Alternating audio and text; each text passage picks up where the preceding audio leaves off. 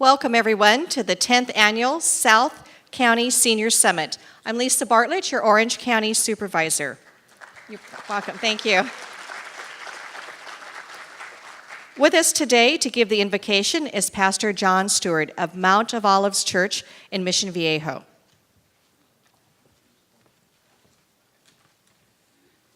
I'm happy to be here today, and we have an adult daycare program at Mount of Olives Lutheran Church in Mission Viejo, and so we're very invested in senior issues as we care for those with Alzheimer's and dementia issues, and so we are happy to be a part of this today. Would you please join me in prayer? Almighty God, Heavenly Father, we recall the prophet Isaiah who said, "Even to your old age and gray hairs, I am he who will sustain you. I have made you and I will carry you." We thank you, O God, that you never forget us, that you always know our problems, our challenges, our difficulties, and you walk with us. You have promised to stand by us through all of our life. And so, O God, we thank you today for this opportunity to be here. Provide us, Lord, with the information we might need, each one of us might need, to strengthen our lives by your grace. And so, Lord, we thank you for this opportunity, for this event here today. We ask you, Lord, to bless it with your grace and your strength, that it may serve the needs of our community and of our lives. Be with all the participants and all who present. May they speak words that come from you this day. We thank you, O God, for we pray this in your holy name. Amen.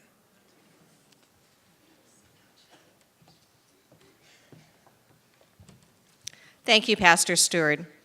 Mount of Olives has a table in the lobby today with excellent information about their wonderful Adult Day program, so please be sure to give them a visit. At this time, I'd like to ask Laguna Woods Mayor Sherry Horn to lead us in the Pledge of Allegiance. Thank you, everybody, for coming. It's wonderful to see you here at our 10th event. And if you'll join me in the Pledge of Allegiance by either putting your hand over your heart or doing a salute, and we'll start now. I pledge allegiance to the flag of the United States of America and to the republic for which it stands, one nation, under God, indivisible, with liberty and justice for all. Enjoy the show.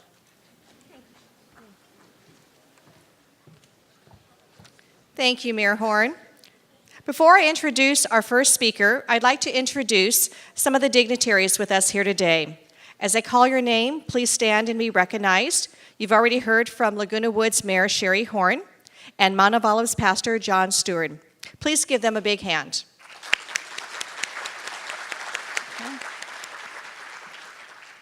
At this time, please join me in also welcoming Laguna Niguel Mayor Jerry Slusewitz, South Orange County Community College District Trustee Marcia Milchecker, Lisa Viejo Mayor Pro Tem Phil Sonoda,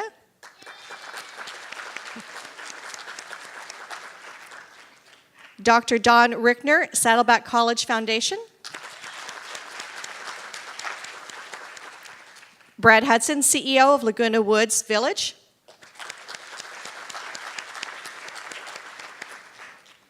Laguna Niguel Councilwoman Elaine Genoway,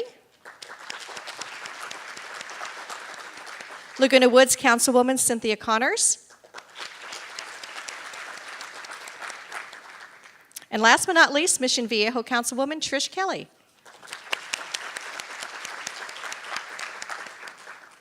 It is now my great pleasure to present a special award to our diamond sponsor, CalOptima.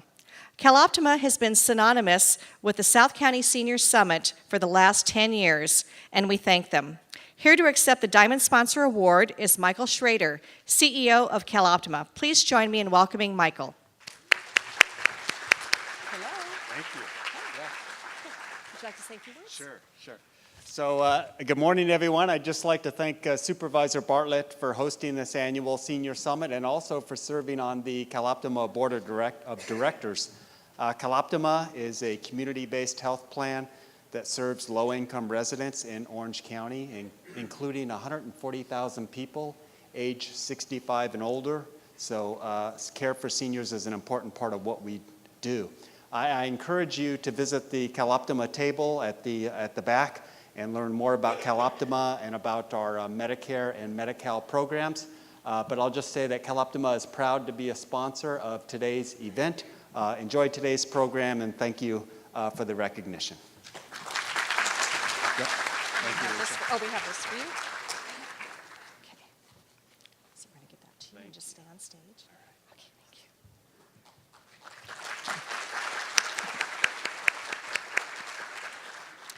And CEO Schrader is correct. Stop by the Cal Optima table because many people don't even realize as seniors that you can qualify for a lot of the services that are available through Cal Optima. So stop at the table and they'll give you some information. This year we are also blessed to have back for their second year as our title sponsor, Saddleback College Emeritus Institute. Here to tell us about the Emeritus Institute is Dan Priedel, Director of Saddleback Emeritus Instructional Program. So please welcome Dan Priedel.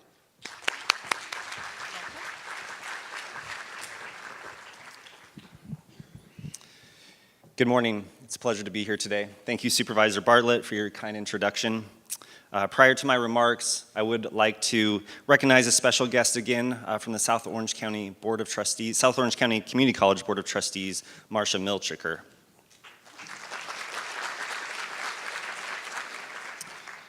Alongside her is the Executive Director of Saddleback College Foundation, Dr. Don Rickner.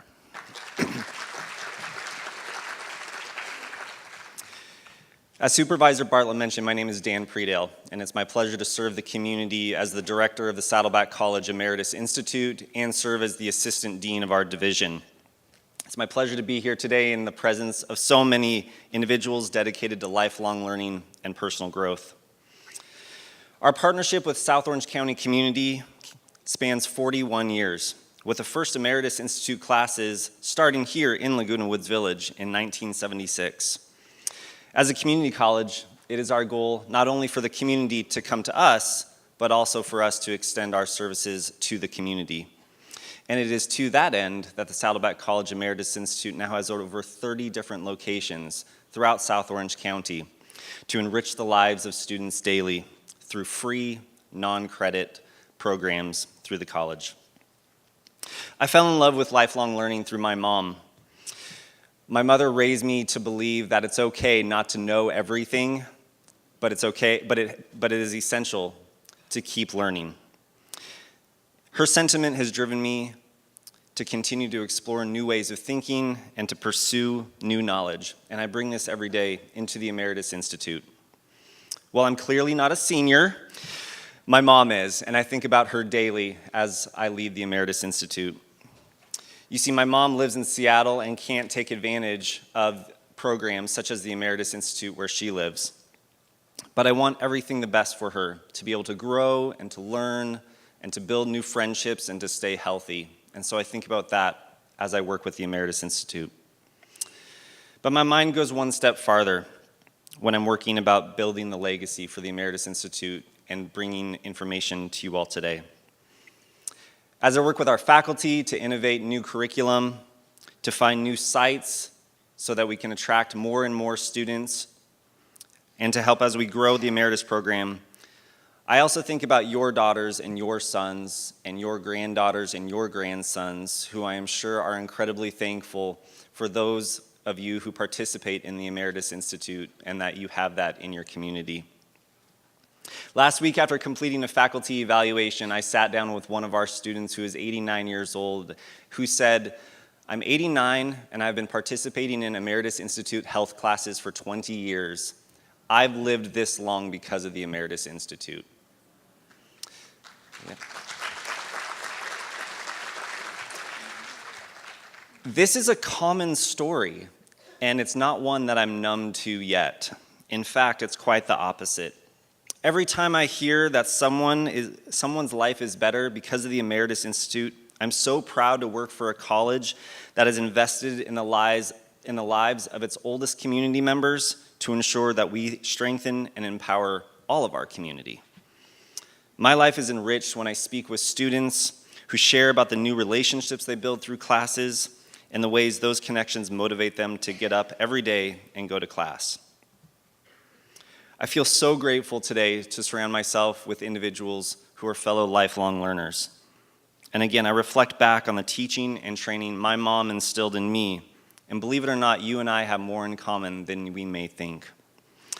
I believe I stand here today among friends who care about each other, about wellness, about seeing life from new perspectives, and building relationships with each other as we all learn and grow together. The mission of the Saddleback College Emeritus Institute is to promote lifelong learning by providing academically rigorous, mentally stimulating, socially engaging, and health-improving courses for older adults in South Orange County.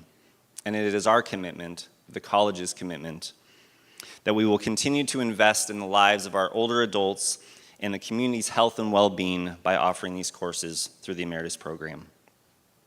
The Emeritus Institute binds our community together, and for that reason, it is my sincerest joy to be leading this program and to be here with you today to continue to spread the word about our program. Finally, along with today's theme of financial planning for your golden years, I would like to mention that the Saddleback College Foundation, again led by Dr. Don Rickner, has provided resources at our Saddleback College table in the lobby. If you have not yet picked up our pamphlet, please do so today, and please review the resources and how we can assist you further. So again, please visit the lobby, please take a schedule of our classes, join us for the summer that starts on May 30th, and again, thank you to AgeWell Senior Services, the Office on Aging, Laguna Woods Village, and Supervisor Bartlett's office for hosting today's event, and I hope you enjoy the rest of today's program. Thank you.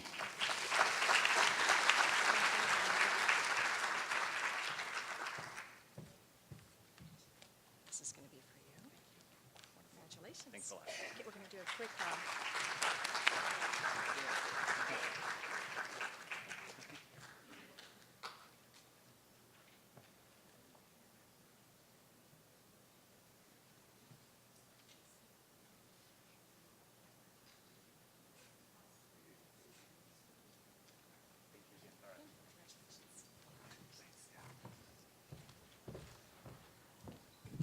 Bring this down. I'm not quite as tall as Dan.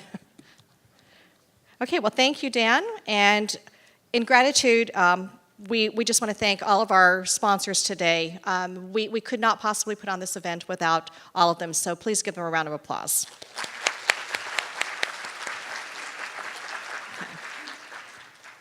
We are very fortunate to be able to hold the Senior Summit in this remarkable venue. The community of Laguna Woods Village is truly an amazing place for older adults to live and play. It is now my great pleasure to introduce Mr. Brad Hudson, CEO of Laguna Woods Village, who will tell us more about this wonderful community. Please welcome Brad Hudson. Thank you, Supervisor. We got to lift this up a little bit. Well, maybe not. How are you doing this morning? Come on. How many village residents do we have here? Let's see, show of hands. Oh, God. I'll consider the rest of you future village residents. This is a great place to live. This is where new adventures begin, where new friends are met and engaged, old friends embraced. I've been here over a year now, and I'm so honored to be associated with the wonderful, wonderful residents of this community and the wonderful board members who lead it. I see a number of them out here. Maybe we should recognize them, Richard and Lucy, Joan. How about all Laguna Woods Village board members? Rise, and let's give them a hand. These folks, you cannot believe the hours that these individuals put in to ensure that you have a safe and engaging community to enjoy with recreational opportunities, abundant opportunities for friendship. I'm amazed at what we offer here. This is Southern California, maybe California's premier active adult community. And I'm very, very pleased to be a part of it. And I'm pleased to be a part of this event as well as we embrace not only our own senior community, but all seniors throughout Orange County and welcome them here to show off a little bit what we have and to let them know that we are here for you as well. If you want a wonderful, engaging place to live, we have it for you. So I'm not going to take too much time like Dan did. I'm going to be brief. But I do want to welcome everyone and hope you have a tremendous day learning, meeting new people and resources. We are here if you need us. Village residents, non-residents, our community center is located on El Toro. Please come by, visit us. We have a new art show on display at the community center, all village art, and it is quite spectacular. So please come by and visit us at the community center. Once again, enjoy your day, learn, look around, and have a wonderful, wonderful senior summit. Thank you.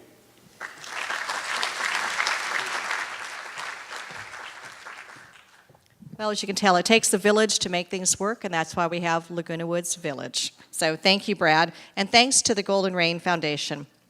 Older adults in South County are really fortunate to have a service provider the caliber of Age Well Senior Services, which partners with our Orange County Office on Aging. A great example of this partnership includes our Senior Summit, which I'm pleased to host with Age Well Senior Services, the Office on Aging, and Laguna Woods Village. At this time, it is my great pleasure to introduce Dr. Marilyn Diddy, CEO of Age Well Senior Services.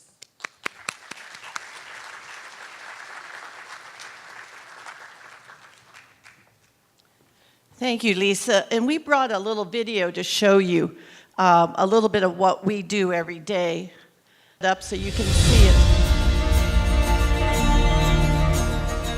When I retired 2 years ago, I was looking for a way to kind of give back. And, you know, I've had a blessed life, and I was hoping to do something to maybe help out in the community.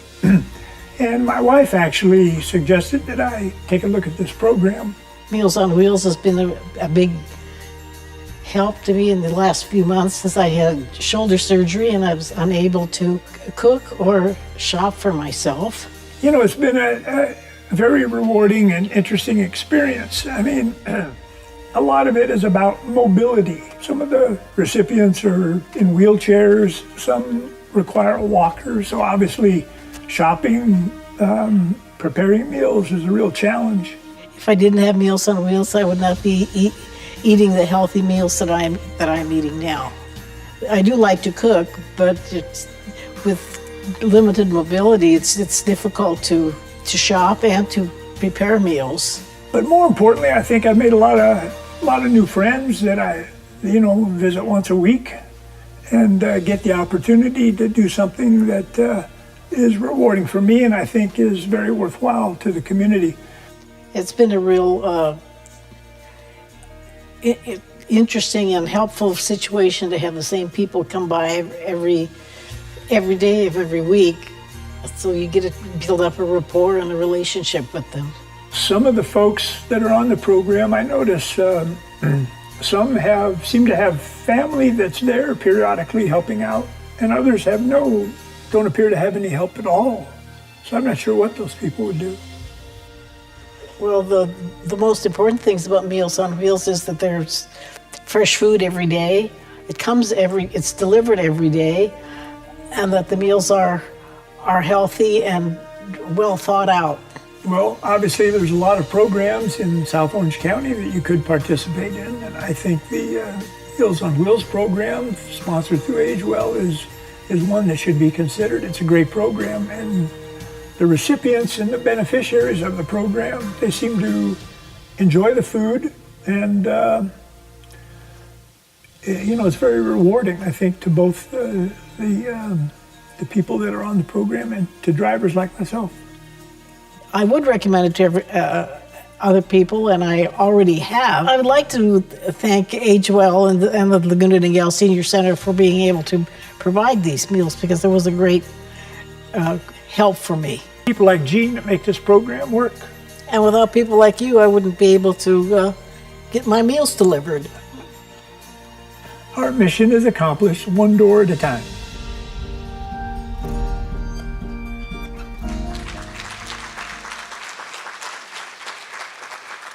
I wanted to also show you, people ask me, well, where does the money really come from for Meals on Wheels? There's been a lot of discussion recently in the newspapers, and most of the money comes from the Older Americans Act, which is an entitlement program through the federal government. And it pays right now about 37% of the real cost. And as you can see, you know, these are the programs here in Orange County, and what we're seeing is tremendous growth. The demand for the Meals on Wheels is up about 15%. The general cost associated with these programs and the cost of the food is going up about 4% every year.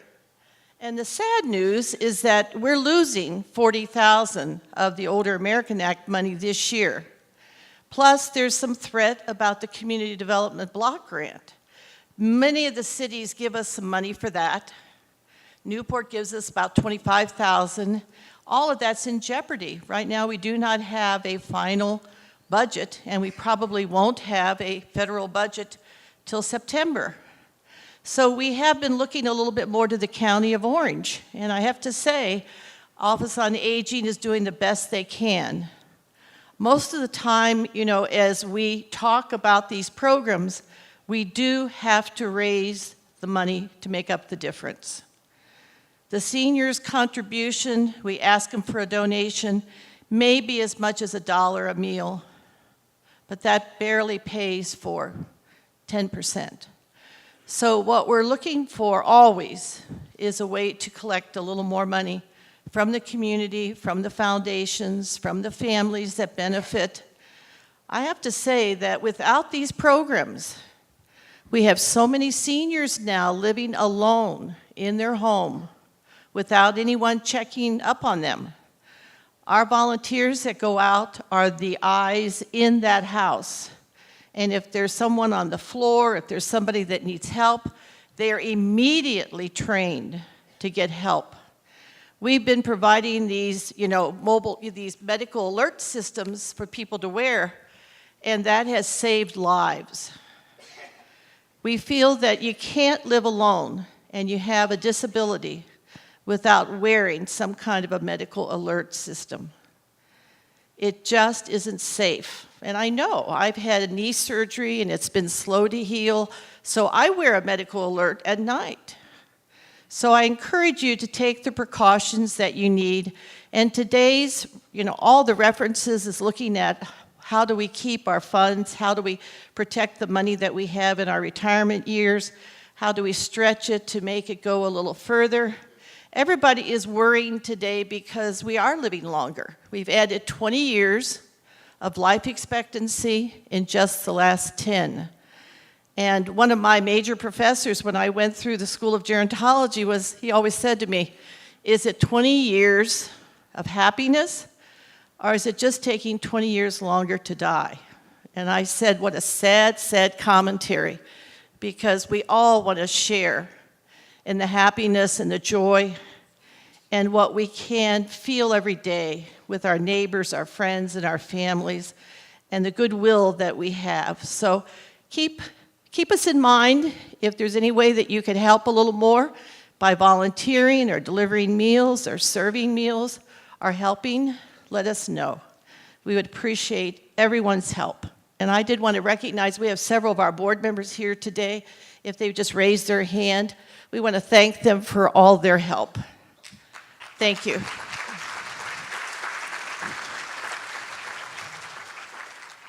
So keep us in mind. You know, we work very, very hard. Our staff are very conscientious. We couldn't do it without them, and we have over 800 volunteers every year that help provide these programs. And I know you see our Age Well vans running around. We have 27 right now that are out there every day taking people to the doctors and to the hospitals. And we are very grateful that we have a county grant to keep that going. So thank you very much for your time and your attention today, and have a wonderful summit.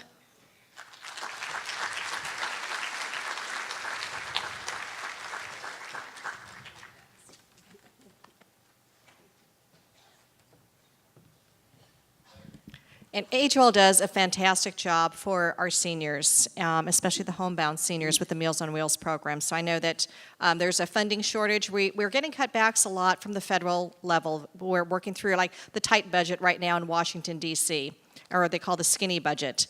And it's getting skinnier by the day. And then, of course, what comes from the federal level trickles down to the state level, and then some of it, a little bit of it, trickles down to the local level here. So at the local level, we're really being impacted more over day after day. And programs like the Meals on Wheels program, to have a $40,000 shortfall that impacts our seniors from getting the meals that they need is really tragedy. So we're going to do what we can at the county level to see what we can get supplemented, and we may get the private sector involved in some of the programs. I also want to introduce, we have two people from our OC Community Resources here today. Our Director of OC Community Resources, Dylan Wright. Where's Dylan? Right there. And one of our senior staff members, Samantha Atkinson.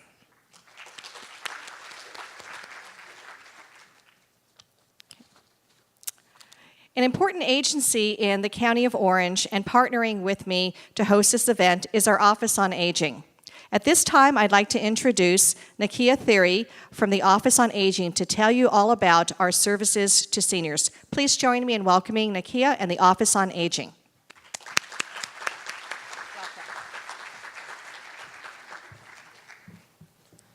Well, all of our presenters have been a hard act to follow, but I'll do my best. So I'll start by saying good morning, Laguna Woods Village residents and summit attendees. Thank you for coming out today. Many of you know me. My name is Nakia Theory, as Supervisor Bartlett stated, and I am the Information and Assistance Manager with the Orange County Office on Aging. Many of you have attended presentations that I've conducted throughout Orange County through our Speakers Bureau program. And I'll give a little more information about the Speakers Bureau program later on in my presentation. But for those of you who have not, I am here to present to some and introduce to others how the Office on Aging is currently delivering information and referral services to seniors within Orange County.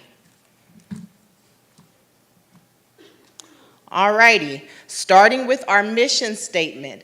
So the Office on Aging, also known as the Area Agency on Aging throughout Orange County, our mission is to ensure that Orange County's older adults experience a high quality of life that is characterized by independence, safety, health, transportation, affordable housing, appropriate nutrition, and social activity. I like to say that the Office on Aging, we have two roles and two services that we provide. We provide indirect services as well as direct services. So just to give you a little information about both, with our indirect services, that's how we administer and monitor all programs and contracts that are through the Older American Act and the Older California Act.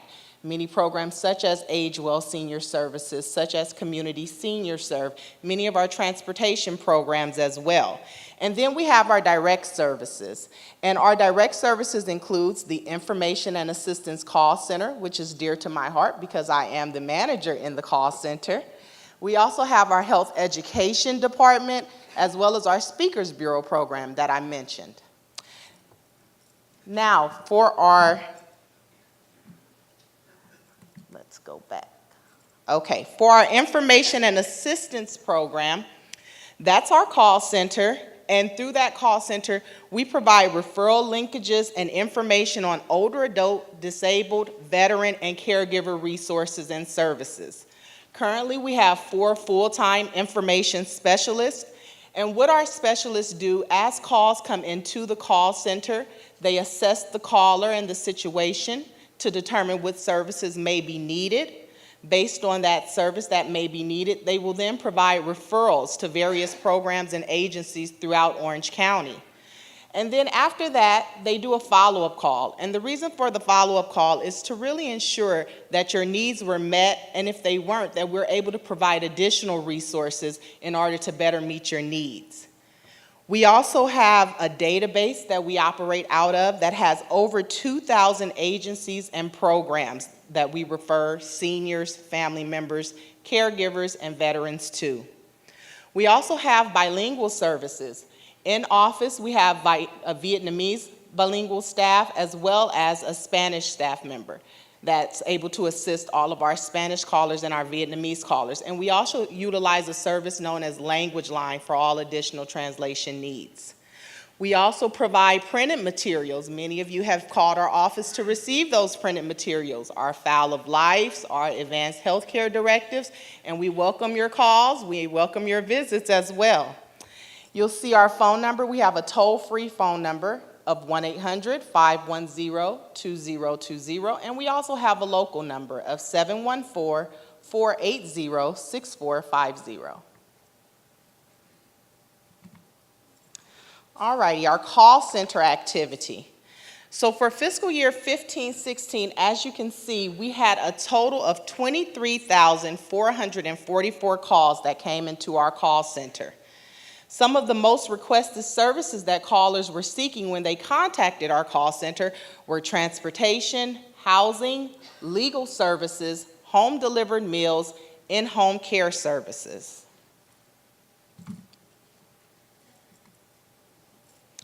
Other common requests and referrals that we get through our call center include, as I mentioned, transportation, housing options, financial assistance, health insurance, in-home care, legal services, family caregiver services, employment programs, adult daycare, health services, and nutrition programs, just to name a few.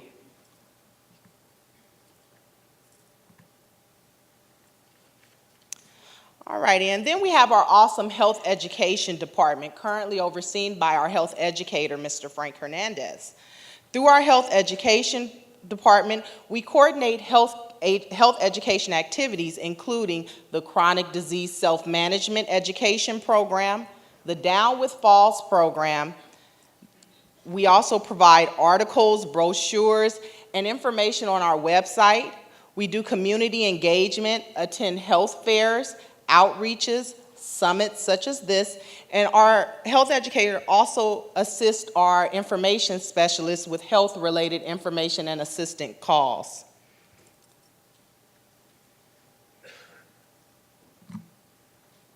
And now to our Speakers Bureau, another program that is dear to my heart as I coordinate the Speakers Bureau program for the Orange County Office on Aging. So through our Speakers Bureau program, we connect requesting groups with expert speakers on older adult topics of interest. Some of those topics include motivational topics, dementia, safety, healthy aging, financial planning, medical conditions, caregiving, end of life, disaster preparedness, medication management, and others as well. So as a call comes into our call center, I usually will take that call and then I'll take down information and coordinate the presentations through our Speakers Bureau program. And next, I'd like to introduce our Veterans Service Office. I like to say that our Veterans Service Office is a sister office of the Office on Aging.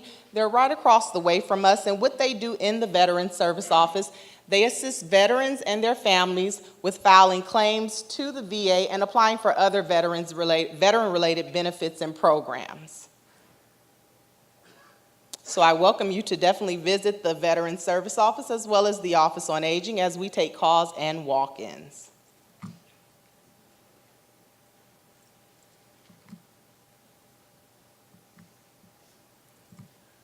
Alrighty, next.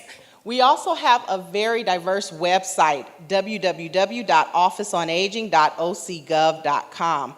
And on our website, many of the services and information that you're able to get if you contacted our office via telephone, you're welcome to visit our website and we can provide a lot of that same similar information, and you're able to get that if you necessarily don't want to call into the call center, although we do welcome your call. Alrighty, and again, I welcome you to contact us at our toll-free number, our local number, or to visit our website.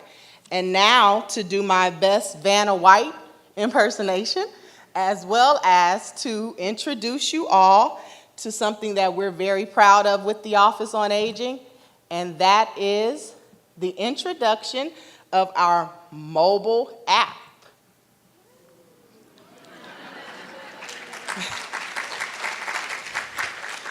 So with our mobile app, and also to do not only Vanna White, but my best Verizon commercial, you now have the Office on Aging in the palm of your hand. So for all of our Apple users, or our iPhone, I should say, or our Android users, you are welcome to go to your Apple Store or your Play Store on your phone and download the OC Senior Resources app.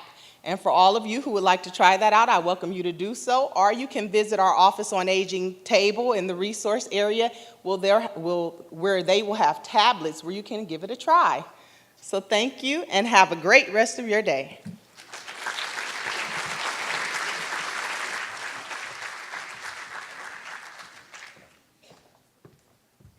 As you can tell, our Office on Aging at the county has just a plethora of services. So I know it can be a little bit daunting with the level of services that they provide, but give Nakia a call, or you can contact me in our board office. We have a number of great programs that can really help our seniors. So some of the other things are things like in-home supportive services, where someone can actually be in your home helping you.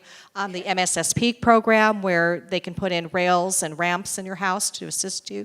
Adult daycare, the PACE program, program for all-inclusive care for the elderly. So there are a lot of great resources that we have at the county, and now you can access them on your mobile app, which is wonderful. So before I introduce our next speaker, remember to be back in your seats after intermission, because we'll be awarding 4 $100 Visa gift cards, and you must be in your seat by 11 a.m. to win. So the theme of this 10th annual South Orange County Senior Summit is financial planning for your golden years. And in celebration of our 10th anniversary, and in keeping with our theme, we are offering free financial consultations today. To receive the free financial consultation with a certified financial planner, just register in the lobby at the table for the Financial Planners Association of Orange County. And appointments are available from 1 o'clock to 4 p.m. So our event today ends at 12:30, then we have lunch, and then financial planning from 1 o'clock to 4 o'clock today. Here to discuss financial planning for your golden years is Mr. David Little of the Financial Planners Association.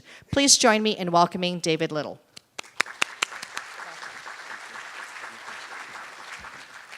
Well, good morning. Thank you, Supervisor Bartlett. It's a pleasure to be here.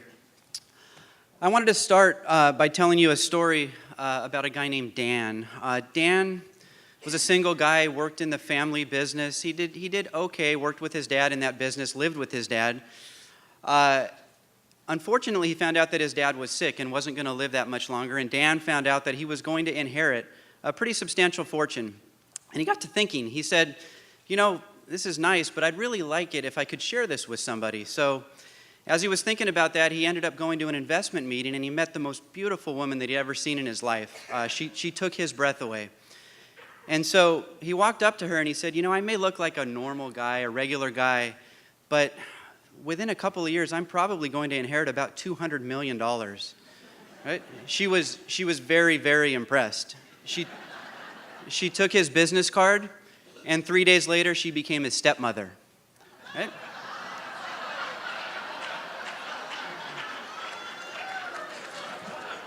So, if you're as smart as that lady, you probably don't need to see a financial planner. But for the rest of you who might not have that kind of common sense, I'm going to talk to you a little bit about what to expect from a financial planner. And I don't have a ton of time today. So I'm going to hit some generalities about things that you can do to protect yourself as you deal with financial planners. I'm going to address a few specific areas just at a really high level to give you an idea of some of the things that you can ask your financial planner. And I think it's probably best that you do that. Talk to your financial planner or schedule a meeting, as Supervisor Bartlett said, with one of the planners who will be here this afternoon.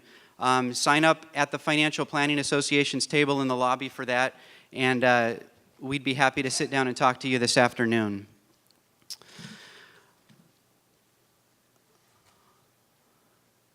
I wanted to start with something that's in the news lately, and I think it's really important when you work with a financial planner, when you're talking to a financial planner, to expect them to act in your best interest.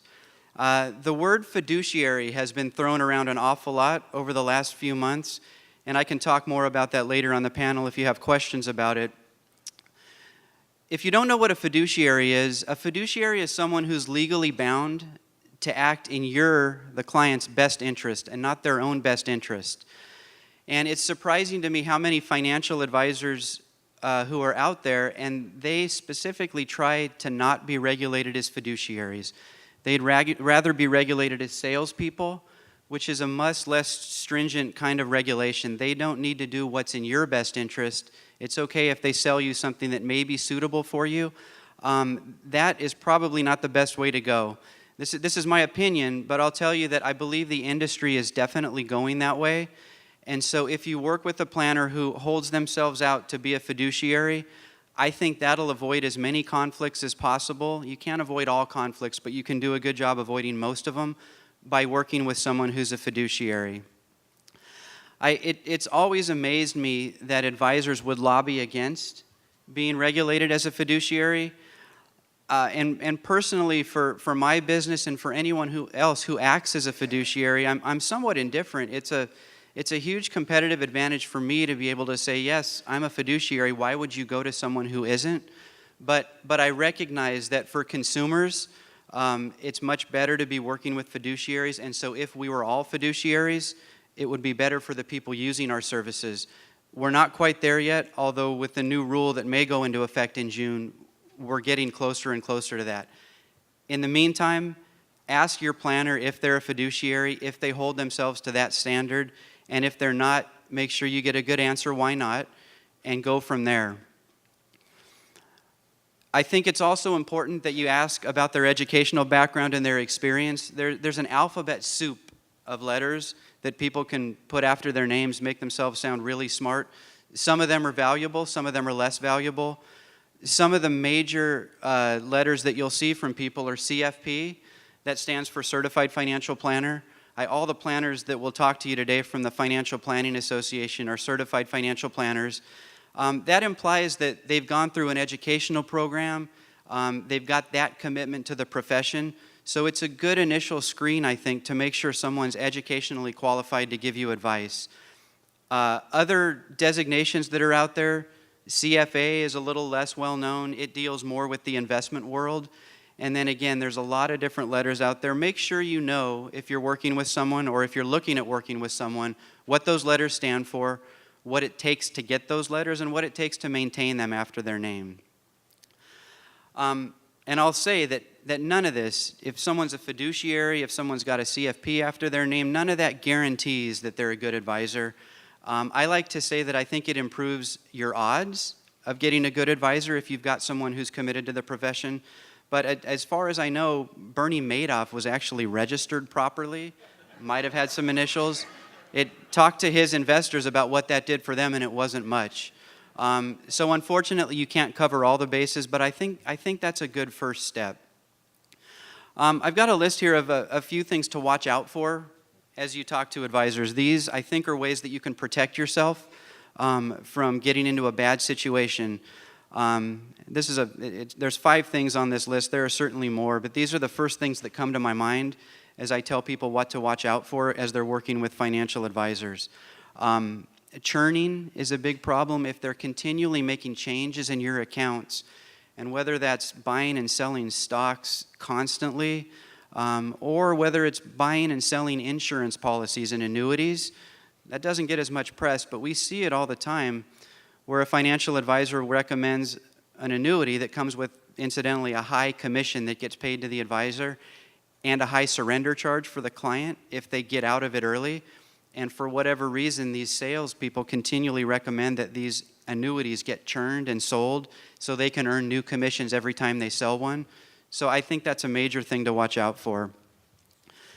There have recently been some cases in the press about advisors suggesting to their clients that they invest in entities that the advisors have a related interest in. In other words, the advisor is getting compensated by the entity that they're recommending you put your money in. That's another way to take money out of your pocket.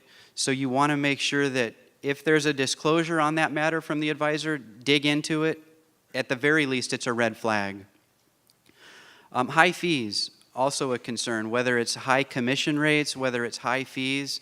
There are many, as you know, there are many financial advisors out there. Most people find their advisors on the recommendation of a friend.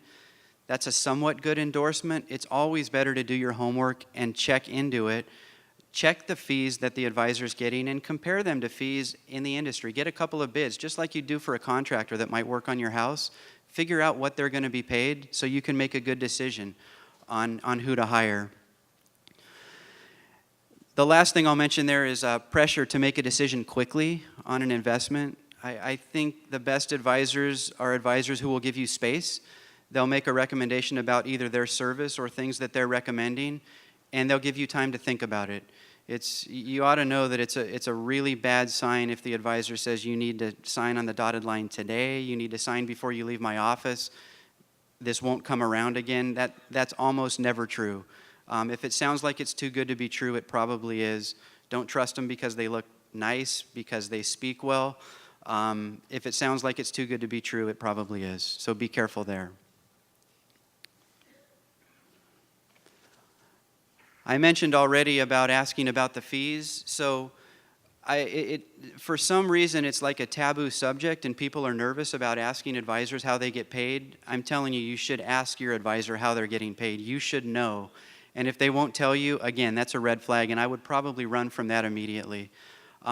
Transparency is a good thing when it comes to how advisors get paid, and if they're unwilling to disclose that, again, I think it's a reasonable assumption to think they might be hiding something. Different ways that advisors get paid, these are some of the major ways. Fees are charges that come to you as a result of the assets that you put under the advisor's management, as a result of a retainer that you might sign with an advisor, or as an hourly fee that you might pay the advisor. Fees are the primary ways that advisors are starting to get paid now. Commissions used to be much more prevalent, but the world has changed and it's turning more and more into a fee-based or a fee-only kind of a world. And so, again, ask about the fees that the advisor pays or charges you. They should be disclosed up front. And the same goes for commissions. Commissions are a little more difficult to uncover and to figure out what they are. But if you're going to work with an advisor, they're not going to do it for free. And so if they're earning commissions, they need to be willing to tell you what those commissions are and how much they're costing you. Because at the end of the day, it's all coming out of your pocket to pay them. And so the fees that you'll pay are going to reduce your returns in some way. And so you want to make sure they're reasonable, but as low as possible. Ask about conflicts of interest too. Typically, if an advisor is charging fees, that's all the money they get. But you need to verify that. You need to say, okay, if I'm going to pay you a fee, is there anything else that you're going to collect aside from the fee I pay you? And if there is, if there's a commission on top of that, you need to know about it. The commissions that might be on top of those fees could present potentially a conflict of interest. In other words, is the advisor getting paid more by recommending this investment versus this investment? And is that because it's in your best interest, or is it because it's in the advisor's best interest? Again, it's less prevalent these days, but I obviously read financial planning magazines, and we'll see annuities advertised to advisors based on the commissions that they pay the advisors, right? You can get an 8% commission if you sell this annuity. We'll take you to Hawaii. You should know about that as a client. We try to avoid those, and it amazes me that companies try and get us to sell their products based on those kinds of things. It's not necessarily in the client's best interest. So again, don't be afraid to ask how the advisor gets paid. Ask about their whole compensation structure. Is this all the money you're getting from me if I decide to work with you? And then make a good decision about that. It's also important, I think, to ask about what service you'll get for the fee that you pay. And make them tell you that up front. They should give it to you in writing. And make sure you hold them to that over time as well. It's easy to say something and then not live up to it. You want the advisor to live up to what they're going to tell you they're going to do for you over time. And if they're not, then maybe it's time to move on. Moving into some more specific areas, what can you expect your advisor to do? What should you expect your advisor to do? And so I'm going to cover 3 different areas here. Estate planning is one thing. Most advisors, including me, including the advisors you might meet with this afternoon, are not attorneys, but they should have a working knowledge of the law and especially of estate planning law. They need to know what to look for when it comes to reviewing a trust, for example. Attorneys many times will write a trust and then the client will lose contact with the attorney over the years.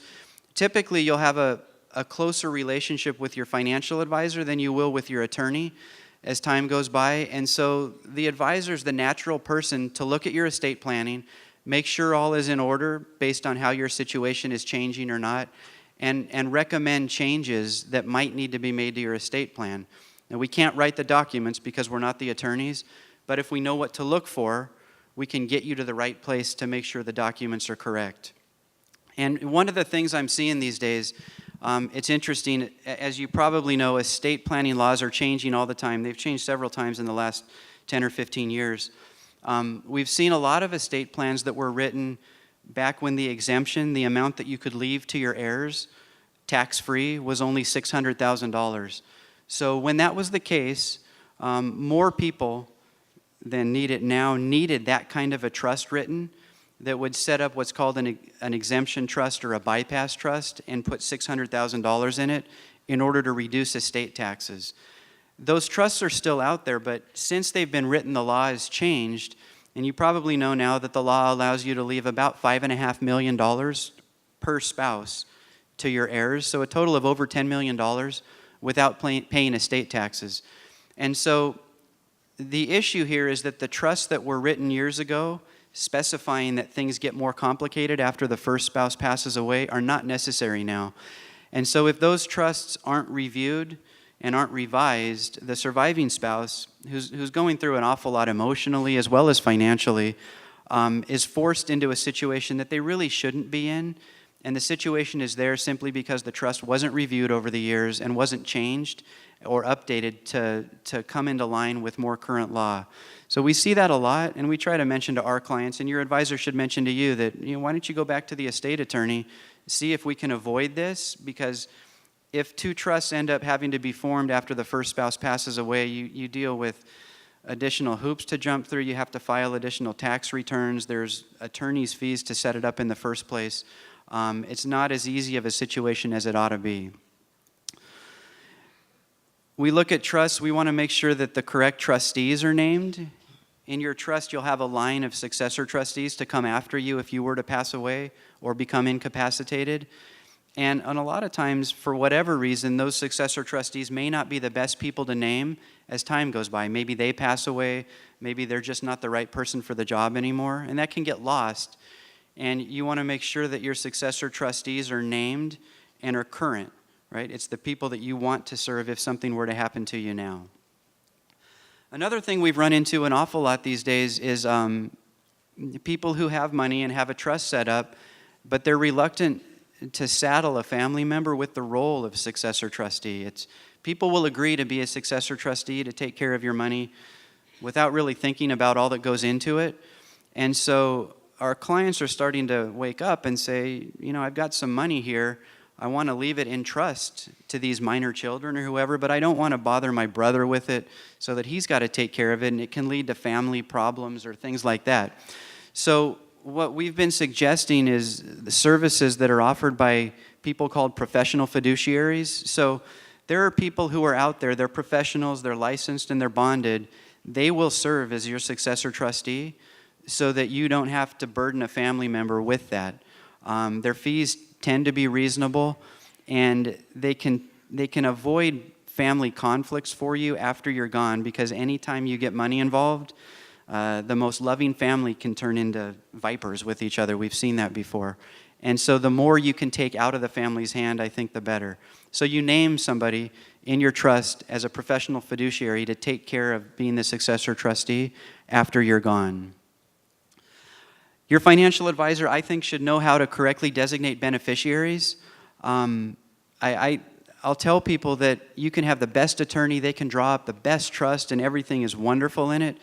But if the client goes out and if they open up a new IRA or buy a new life insurance policy and they name the wrong beneficiary, they can torpedo the whole estate plan.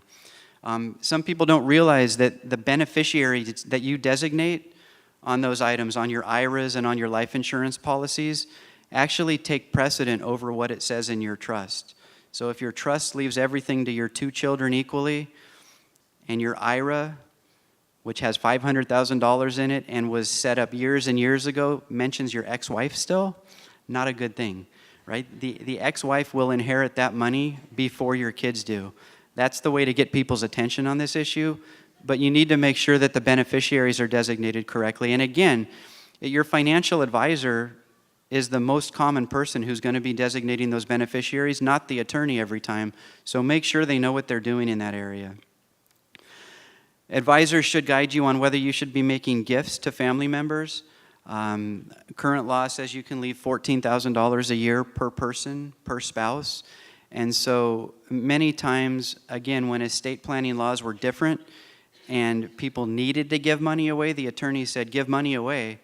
And so the clients heard that, and they've been doing it for years and years. There may not be as much of a need for that now that you can leave that $10 million to heirs without an estate tax issue. So not to encourage people not to be generous, but it may not be necessary from an estate planning standpoint anymore. So the advisor, I think, is the person closest to the situation who can help you make that determination. They know you, they should know your family, and they definitely know your financial situation. So they can give you advice in that area without you having to go see the attorney again. Advisors, I think, should help people pretty intensively with their tax planning.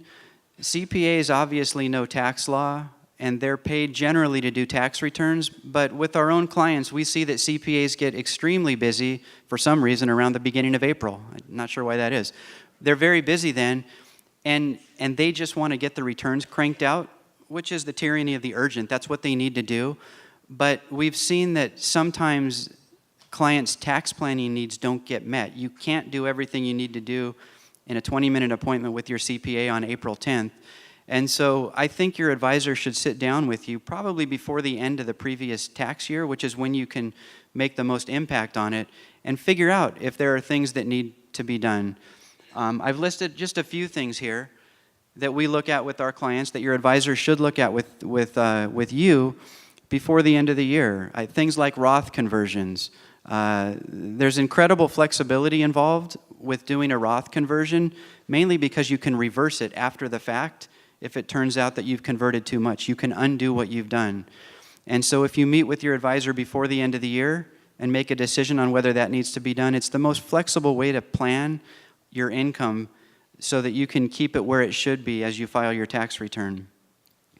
What kind of IRA should you fund? An advisor is going to know whether you ought to look at funding a traditional IRA, whether a Roth IRA might make sense, whether you should maybe fund a non-deductible IRA if you're not eligible for a Roth, and then convert it to a Roth. They call those backdoor Roth IRAs because of an income limitation that might not allow you to contribute to Roth IRAs. Advisors, I think, are in a perfect position to work with you on something like that, either during the year or sometime right before the end of the year. Losses that you might take on your investments. I know your advisors are never going to lose money for you, ever. They'll never lose money. But in the small chance that there is a loss in the accounts, someone should be watching those accounts to figure out if you ought to sell the investment before the end of the year in order to take a capital loss to help reduce your taxes for the following year. Setting up retirement plans for your business. Again, the advisor's in an ideal situation to know about this. They know you, they know your business, they know what your income is, and so they can help make a determination on whether you ought to set up a retirement plan to shelter some of that income, and whether you're self-employed and have the option of setting up a 401k for yourself, or whether you're working at a company and have the option to participate in one of their retirement plans. I think the advisor ought to be the one to tell you, okay, you ought to do this, and this is what you'll get for that in terms of a tax deduction. Advisors who are looking at your portfolio ought to be able to help you make your charitable contributions. This is typically an end-of-the-year exercise that we go through with clients to say, okay, you've got these assets that have gone up in value, and if you want to make charitable gifts, it's usually better to give something that's gone up in value than it is to write a check for cash. If you give away an appreciated security, you don't have to pay taxes on it. The charity, which doesn't pay taxes on it. So it's a good way to minimize your tax burden and also help charities at the same time. By the same token, if you're taking required minimum distributions out of your IRAs, there's a provision that's been made permanent recently that allows you to give part of that distribution to a charity without it ever hitting your tax return. And again, it's another good way to plan. If you're going to give money to a charity, you want to figure out the best way to do it from a tax perspective. Another technical area, I think you should expect your advisor to help you plan for retirement. Advisors spend an awful lot of their time doing this. This is where we spend the bulk of our time with our clients. Retirement is usually the primary goal that most people have. And so it's an intensive amount of work that goes into where they ought to do that and how they should plan for retirement. For people who are still working, we talk to them about where they should save money. Should they do it in an IRA? Should they do it in a 403B or a Roth IRA? What are the advantages of saving that way? What are the disadvantages of saving that way? And so we'll talk through that with our clients and help them figure out where the money ought to go. I happen to think that employer plans that might be available to you if you're working are usually the best place to save. There's a couple of reasons for that. And one of the main reasons is that you put it on autopilot. If you've got a 401k available to you and you start contributing to it, pretty soon it's money that you won't miss out of your paycheck. And so it goes away, you don't think about it. And down the road, it's much easier to increase the amount that you're putting into that plan than it is to start.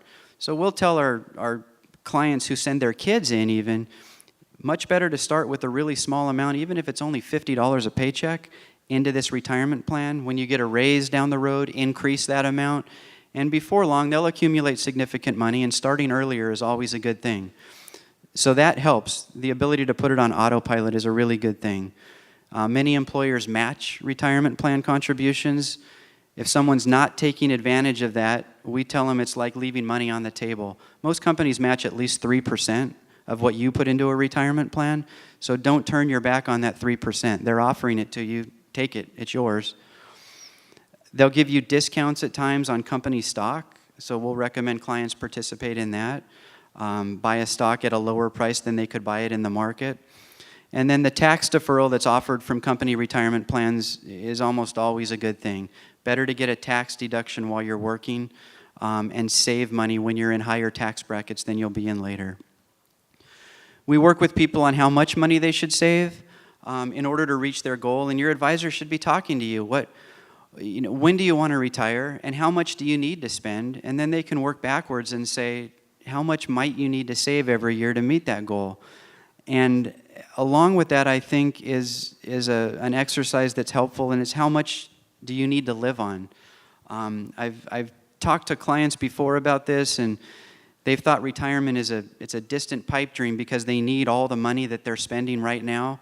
We went through an exercise with a doctor who wanted to retire, didn't think he could because he was making real substantial money and wasn't going to have that kind of an income at retirement. But by the time we worked through budgeting with him, he kept track of everything he spent for 3 or 4 years before he retired. He figured out that he actually could retire. It was gratifying to him to see that he could retire, gratifying to us also. So when he retired, he knew that he was going to be okay with the income we were projecting for him, even though initially it seemed like he'd never be able to get there. So go through that exercise with your advisor. They should help you figure out what expenses are going to disappear when you retire so that you might be able to retire sooner than you think you could otherwise. Real importantly, for those of you who might be in a spending mode, who are in retirement, how much can you safely spend each year? I think this should be updated between you and your advisor at least annually, depending on how much you've been taking out, where the markets have gone. We tell people we don't want to surprise them 5 years into this by saying, hey, your income, which was here, needs to be here instead. It should be really an ongoing conversation that you have with your advisor to know if you need to make any changes to your spending patterns. Maybe you need to defer that trip to Europe for a year to let the market go back up if it's gone down. Also importantly, where should the withdrawals come from? This gets back into the tax planning side of things. If you've got different kinds of accounts you can take money from, maybe one's an IRA, maybe one's a trust account, how much should you take from the IRA versus how much should you take from the trust account? There's research that's been done that says you can actually improve your longer-term returns if you do that right. Generally, that means filling up the current tax bracket that you're in. That gets into a little more detail than I'll talk about now, but talk to your advisor about that. Should I take more than the required minimum distribution out of my IRA even though I don't have to, but might it be helpful to pay a little bit more in taxes now in order to pay a little bit less in taxes 10 years from now? They should have a handle on that. Big one down at the bottom here, when should you take Social Security? For those of you who aren't on Social Security yet or still have options on that, you know you've got flexibility. You can start it as early as 62. Is that a good thing to do? You can wait until you're 70 before you start Social Security. Might that make sense? Your advisor should walk you through that problem and make a recommendation on when it should start for you. There are somewhat advanced strategies. Some of them have been taken away in the last couple of years. You might have heard of file and suspend. That got eliminated. But there are still strategies you can pursue that might make your Social Security better bang for the buck over the long term if you wait or if you strategize between spouses about when the husband should start versus when the wife should start. And so the advisor should walk you through that situation and help you decide when to pull the trigger on that.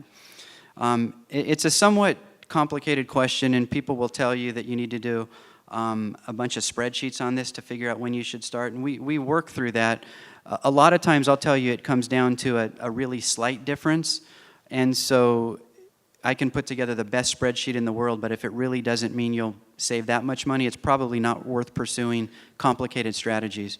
So we like to keep things simple when we can, but you want to know what the options are when it comes to Social Security and starting it. And again, if the spreadsheet says you should both wait until you're 70 years old, maybe that looks good on paper, but if in actuality you can't afford to do that, you need it now, again, practicalities come in, and so you start Social Security when you need to at that point.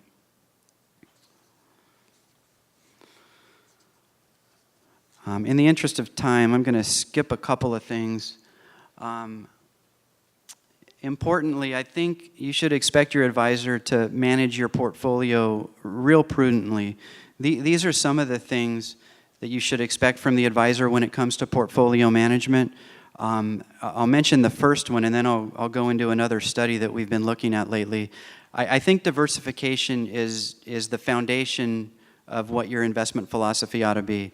You know, every now and then you'll hear about the guy who put all his money in Apple stock back in, 1995, and he's got millions and millions of dollars.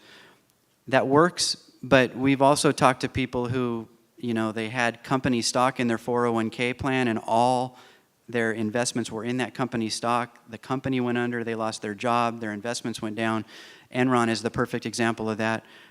We think you should be very, very well diversified. So watch out for advisors that suggest putting a large percentage of your investments into one or two things. Anything over 15, 20% ought to be a red flag immediately, and you want to know what the risk of those things might be. So diversification is always better than concentration as far as we're concerned.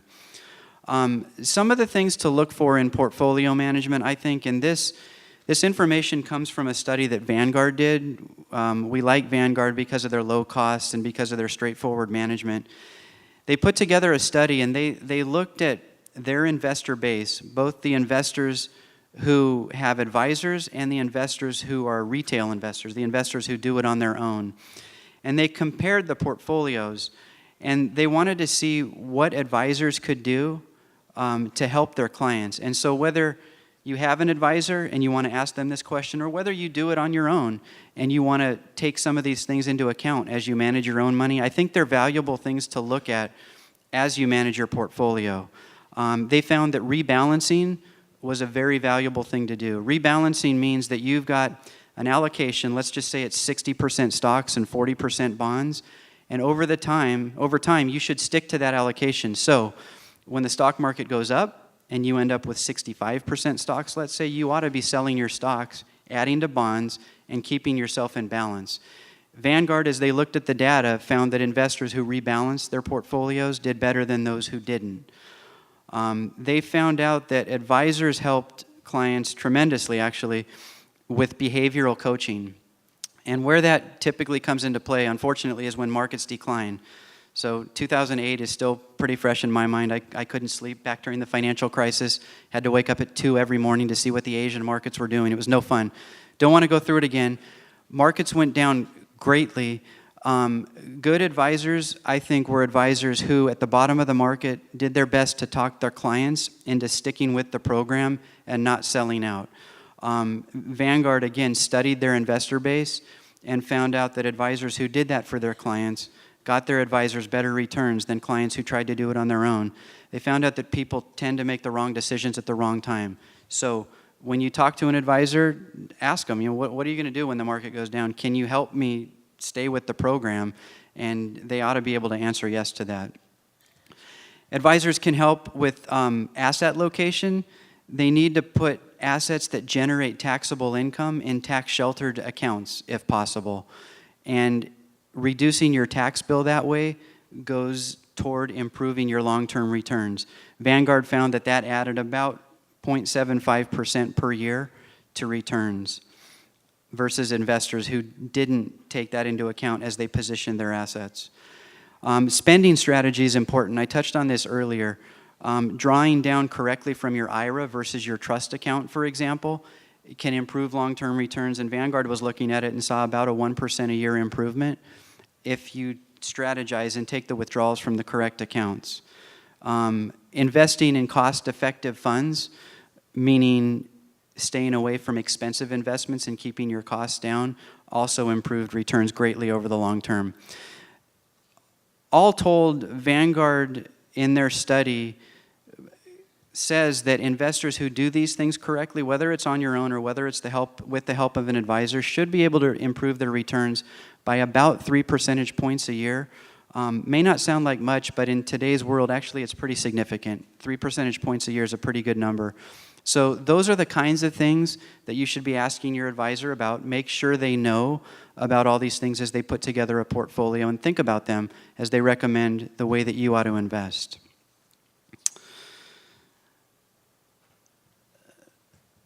Let's see, the last thing I'll talk about here that an advisor should do.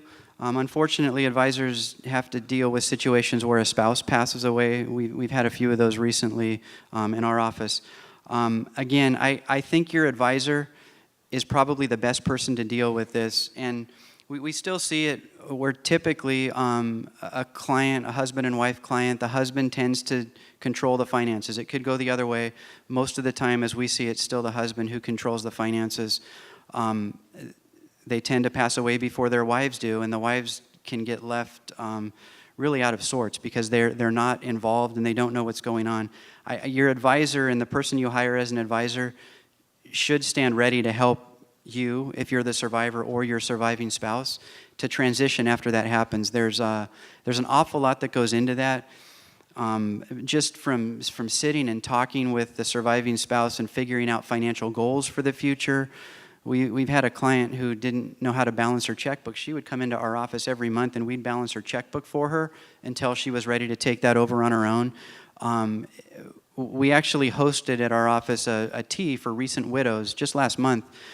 And it was good for us to hear what they think and talk about just being so financially in the dark. And so what I took from that is you need to choose your advisor up front carefully, I think, to make sure that they're the kind of person that you think could help you walk through that, or your survivor walk through that situation when and if it comes to pass. Again, the advisor, I think, should be the best person for that because they've got the ongoing relationship with the client, and they're the one that can stand in the position to help. I'm going to talk real quickly about things you shouldn't expect from your advisors. And we hear this, and so I'm telling you that you can't expect a financial advisor, unfortunately, to magically cut your tax bill. We hear that a lot, and again, we hear it, unfortunately, right after tax time a lot. We pay too much in taxes. Everybody feels like they pay too much in taxes. We all maybe think we do. But with the tax code the way it is, there's not always a ton that can be done to fix that. So we tell people we're not magicians on that. Some things that we've heard other advisors suggest: take out a big mortgage so you can get a big tax deduction. That doesn't quite make sense. You can pay more in interest, but you're going to have to pay more in interest before you get that deduction. The guy who hired me a long time ago used to tell people, well, our fee is tax deductible. Why don't you just pay us more, right? You can deduct that, get a bigger deduction. Doesn't make sense. Nobody ever took us up on the offer either. Buying bad investments just to get a tax write-off, also not a good idea. But many investments are sold that way. If you just put all your money into this oil investment, you get this huge tax deduction. People don't bother to think, well, I'll get the deduction, but maybe the investment's not going to go anywhere either. So watch out for that.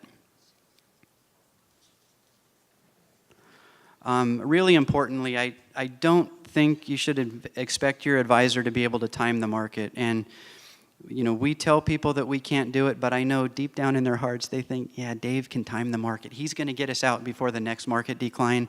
We do the best we can to try to tell people we can't do that. Your advisor should be up front probably and tell you that they can't time the market either. There's other things that you can do to control risk in a portfolio, but study after study has shown that it's not possible to get out of the market right before it goes down and then to get back into the market before it goes up. We'll tell people you have to time it right both times in order to make money.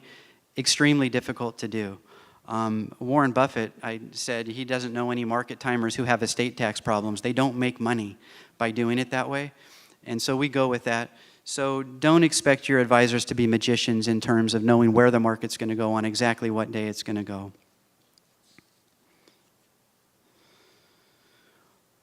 Lastly here, I'll say don't expect your advisor to be able to magically help you cut spending. We've seen these situations before. The worst is when we have a husband and wife in and the husband is bringing the wife in order for us to help her cut her spending. And we usually tell them they should see the marriage therapist down the road and not us for that. We can run all the numbers in the world, but if somebody's a spender, there's usually a deeper issue that's difficult for us to reach. We had a client bring his wife into us for this reason exactly. She didn't cut the spending. She ended up divorcing him and got a divorce settlement. I think it was about $1.5 million. He wanted us still to help her cut her spending. The money was all gone 18 months later. She went through every penny of the money in 18 months. So very difficult to get a spender to change their stripes. We'll do what we can, but advisors can't be magicians in that area. That's all I've got to say today. Again, I think probably the most important takeaways from what I've said are the first couple of slides that I ran up there. Make sure you ask your advisor how they get paid. Make sure you ask them if they have any conflicts of interest, so make sure you get disclosure on that. Financial fraud is extremely prevalent these days. We get spoofed emails all the time from our clients asking us to send money to their kids who are in trouble in Europe. And so you need to know that whatever advisor you hire is going to work for you, that they're not going to take your money, and that they're going to be watching for these fraud situations to do the best they can to protect you from that. Ask questions. Don't be afraid to ask questions.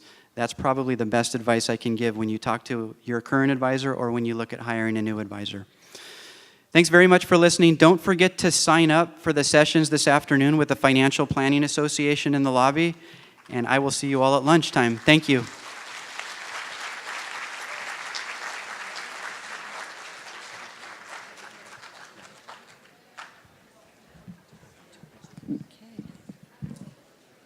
Really great information. So thank you, David, and special thanks to the Financial Planners Association of Orange County.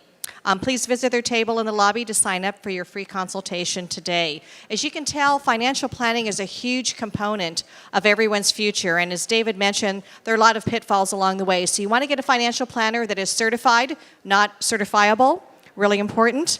So now we're going to take an intermission, and I know a lot of people still haven't gone to the vendors yet out in front, and they haven't got their appointment yet for their financial planning consultation. So we're going to have everybody back in their seats at 11:10, give you a little bit of extra time to get out in front before you get back, and then we'll start the drawings just promptly at 11:10. So enjoy your intermission, and we'll see you back here at 11:10, and we'll also set the chimes for that time as well. Thank you.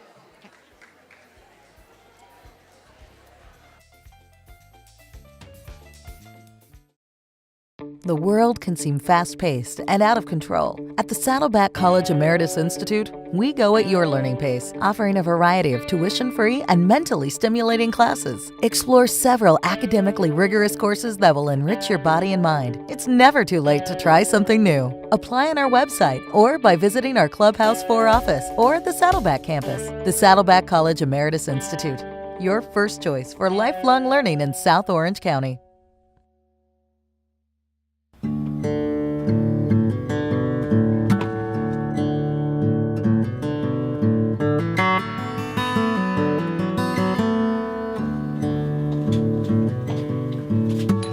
I hope you have a great day today. Oh, I respect it. There's your meals, and we'll see you later. Thank you very much for coming. Bye-bye. This is Age Well Senior Services. Won't you make it yours?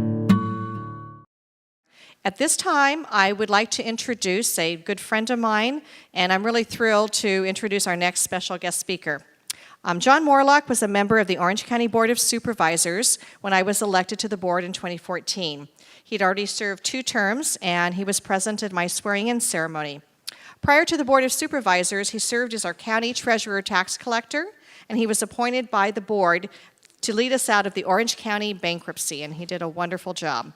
Today, he is your state senator, regarded as one of the legislature's top fiscal experts, and he's also a former certified financial planner. So, ladies and gentlemen, please join me in giving John Morlock, our senator, a warm round of applause. Welcome. Good to see you too. You're going to need to move up the mic. I can do that. Okay. It is bright, but it's good to see you. It's Friday, so I get to be in the district, and I'm out of Sacramento, so that's good news. It is fun to be with you. I just have a few things to share since the time is limited, but I want to share a little success story. Last year we did a bill, Senate Bill 1273, and it was rather simple. We said in all of Orange County, there are only 10 psychiatric beds. We have 3.1 million people, but when a police officer encounters someone who's having a mental health crisis, they go from emergency room to emergency room like transporters. And we said, you know, we have Proposition 63 that was passed in 2004. It's called the Mental Health Services Act, and it's generating funds, and it's going to the County of Orange, but it has to be for new programs. And the author of that proposition was former President Pro Tem of the Senate, Darrell Steinberg. So I went to Mr. Steinberg and I said, I'd like to do a bill that would just use a little bit of that money so we can provide more beds for our residents. Because if someone comes into the emergency room with a mental health crisis, one, you really don't want to have them behind a curtain because it could be kind of loud. But 2, they don't stay for an hour or 2. They could stay for a day or 2. And when you and I need the emergency room, we don't want to have to wait hours for someone in that condition. So we proposed the bill, and in fact, Senator Robert Hertzberg out of Van Nuys was a co-author, and I got bipartisan support, and it passed through the Senate, and it passed through almost, I think, unanimously out of the Assembly Health Committee. And while it was progressing, the Department of Healthcare Services decided to change their regulations. So I want to thank Supervisor Lisa Bartlett because she was there when I started our campaign on this bill. She supported me from the beginning. The Department of Healthcare Services, instead of using the bill, they went ahead and changed their regulations and said all counties in the state of California can use Prop 63 funding for psychiatric beds, voluntary and involuntary.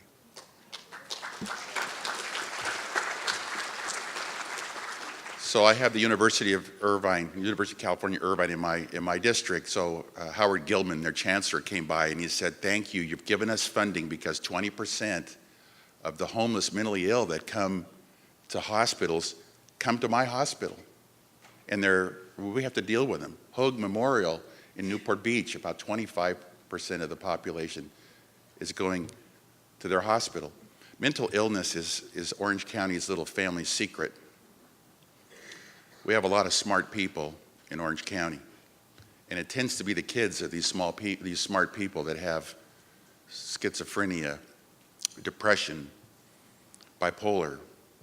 And we have a real need, and many of you know what it's like for kids and for your grandkids. So we're trying to build a support network. And so I want to thank Supervisor Lisa Bartlett, because the County of Orange just approved a 22-bed center for the city of Garden Grove. So thank you, Lisa.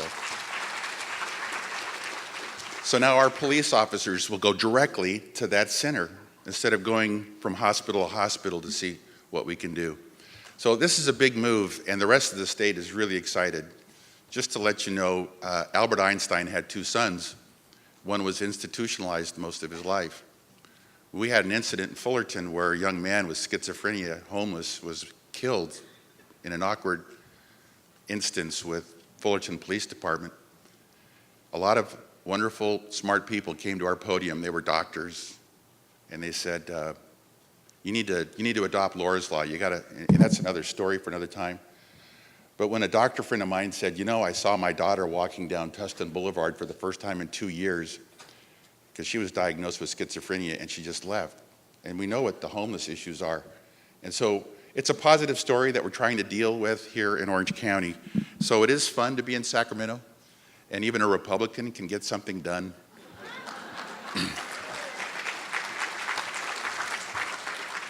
Another initiative last year that I worked on with the Democrats is called No Place Like Home. Orange County is facing a very, very large and growing homeless population.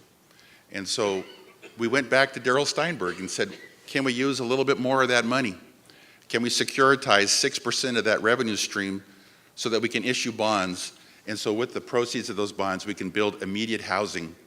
Because we've got homeless people living on the Santa Ana River in tent cities, right? And if we can give them immediate housing, we can't treat them unless we house them.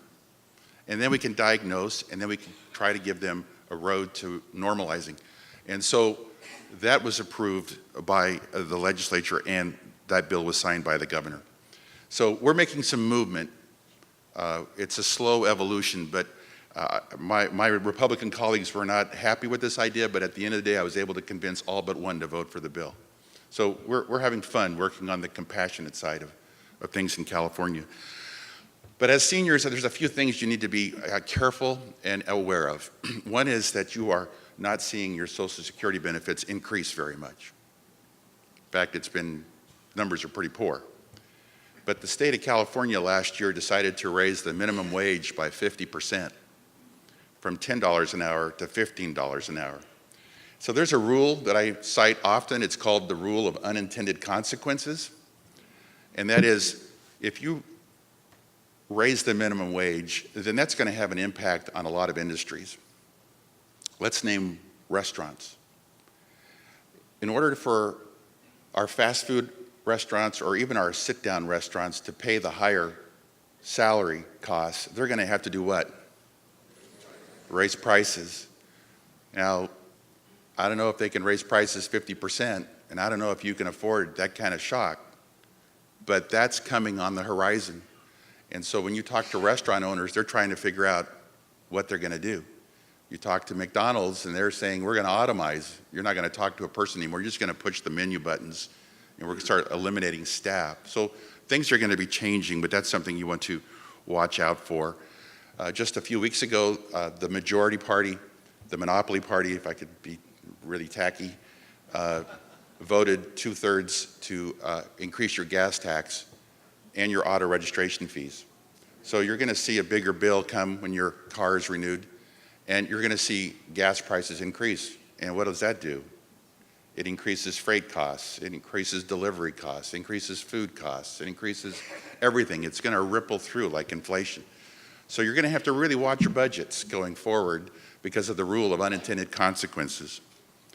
So I'm a CPA and I'm a certified financial planner, and I'm watching Sacramento, and it's not run like Orange County is run. It's not run very well at all. There's no CEO. There's no accountability. We have audits that come out that criticize departments and no one gets canned. It's really an incredible city.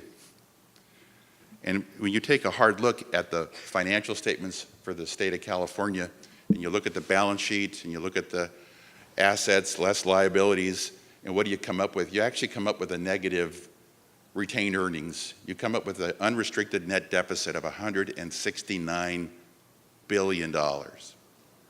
California has the highest unrestricted net deficit in the nation. Now, we also have the largest population. So if you divide the population into the unrestricted net deficit, we're probably in 46th place, 7th from the bottom of all the states in the nation. We're not too far behind, but fortunately not as bad as, say, Illinois. Illinois is in such deep trouble that they've already told their lottery winners not to expect their payments on time.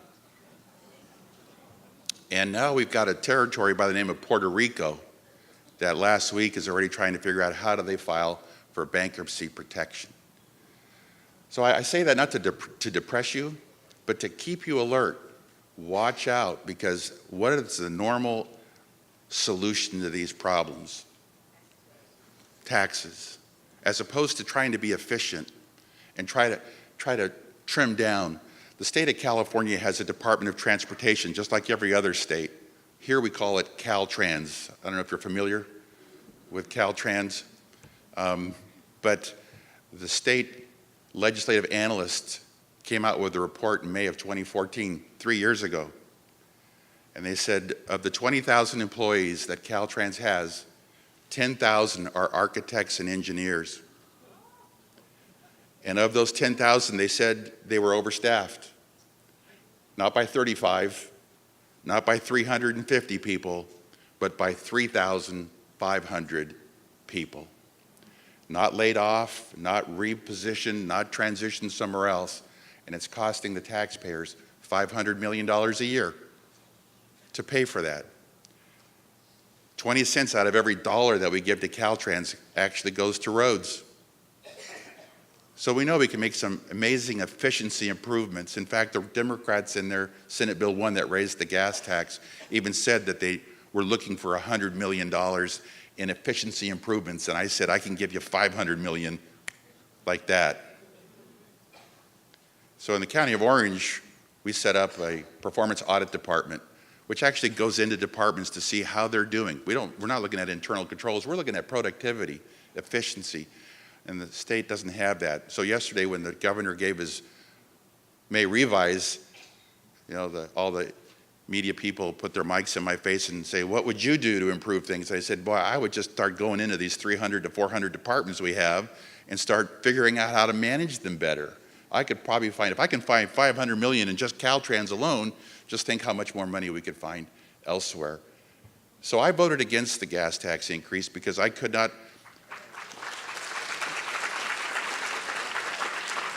Thank you. I could not force you to pay more to a department that's run so poorly and is so tone deaf. So the state of California also has the largest pension plan liability in the nation. It also has the largest retiree medical liability in the nation. We have a lot to do to fix our balance sheet and to get this state uprighted. But the weather here is great. So last year, you voted for Prop 56. You approved a $2 per pack cigarette tax increase by a majority vote. And it was sort of put together by doctors who said, we need some more money for our residents. We need to train more medical residents, medical school students. We need to train them in California because they will stay in California. If you're a medical student and you go to school in Dallas, when you graduate, you will probably stay in Dallas. So they said, let's take this tobacco tax and let's take $50 million and use it to train doctors in California.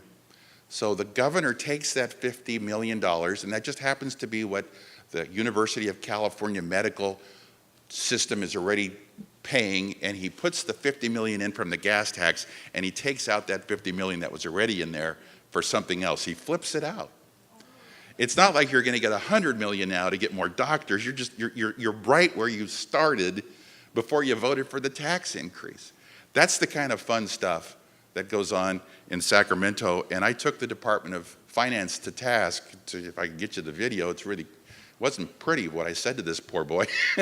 But I kind of said, I guess you can do that, because you did that to the County of Orange in 2011 with a bill called Senate Bill 89. They took money from the County of Orange, 150 million, and that's another story for another time.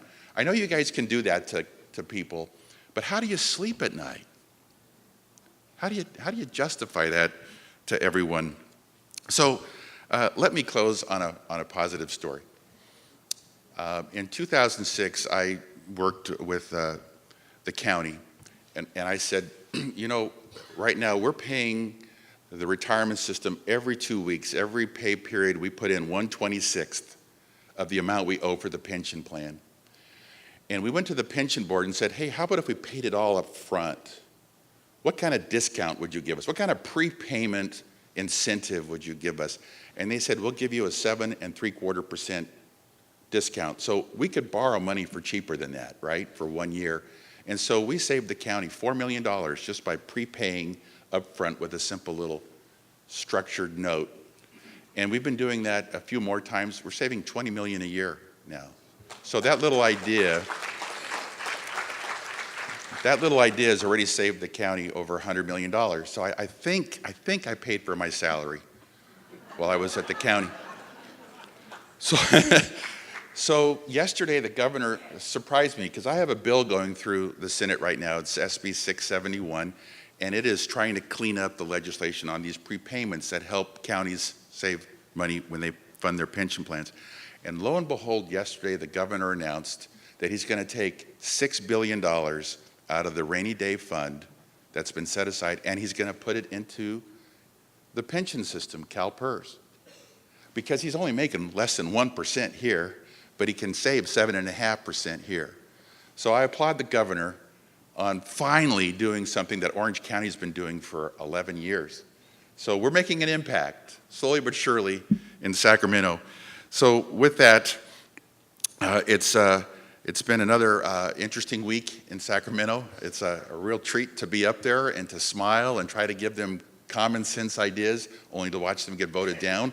But we got to keep messaging. We got to keep saying, California, our kids and our grandkids deserve more than just great weather. They deserve a good balance sheet. They don't need to have a massive debt to inherit from decisions that were made by our predecessors. So with that, it's an honor to be with you, and it's fun to be working for you, and wish you all the best. I am now 61, and I am with you, baby. Thank you.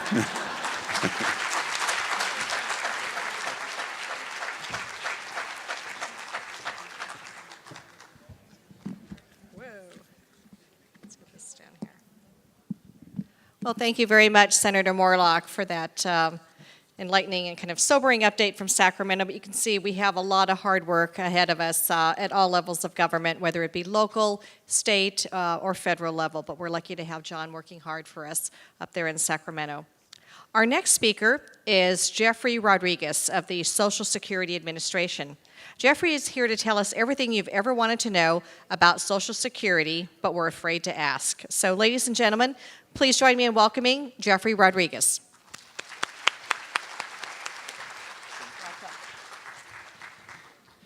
Howdy, everybody.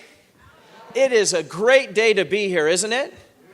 I mean, I can't think of a better day to spend than learning about our future, learning about how we can do things right. And we've heard some wonderful, wonderful news as far as appreciate what state senators doing out there for us, and our supervisors, and all of the people that are working hard, as well as yourselves. And I applaud you for being here and wanting to know more about how to be a better senior citizen. But the key is citizen, right? We're all citizens. And so as I get the opportunity, to me, this is a huge privilege. It really is, to be out here and be in front of you. And I have a lot of information. As you can see, Social Security, it's this little agency, this little part of life here that I get to talk about. Where over 65 million people receive Social Security. So in America, yeah, we're a pretty big part of the fabric. And so as we go through, as we do our best within Social Security to secure today, not only just today, but also looking forward to tomorrow and what we can do to be good stewards, that's what I want to touch on today and as we're with you through life's journey. So as we look at the information here, one of the places I want to start with, because there is a lot of questions. I know that you all have a lot of questions on how to maximize your Social Security, what I can do, the updates, all of these things today. But really, it's not too often that you're going to have time, and I don't know about you, I've had to call the Social Security offices myself. And I don't know about you having to call them recently. See, if I don't have my cheat sheet and can get into a backdoor number, I've been out there as well where I'm sitting on the phone for a half an hour waiting to speak to someone.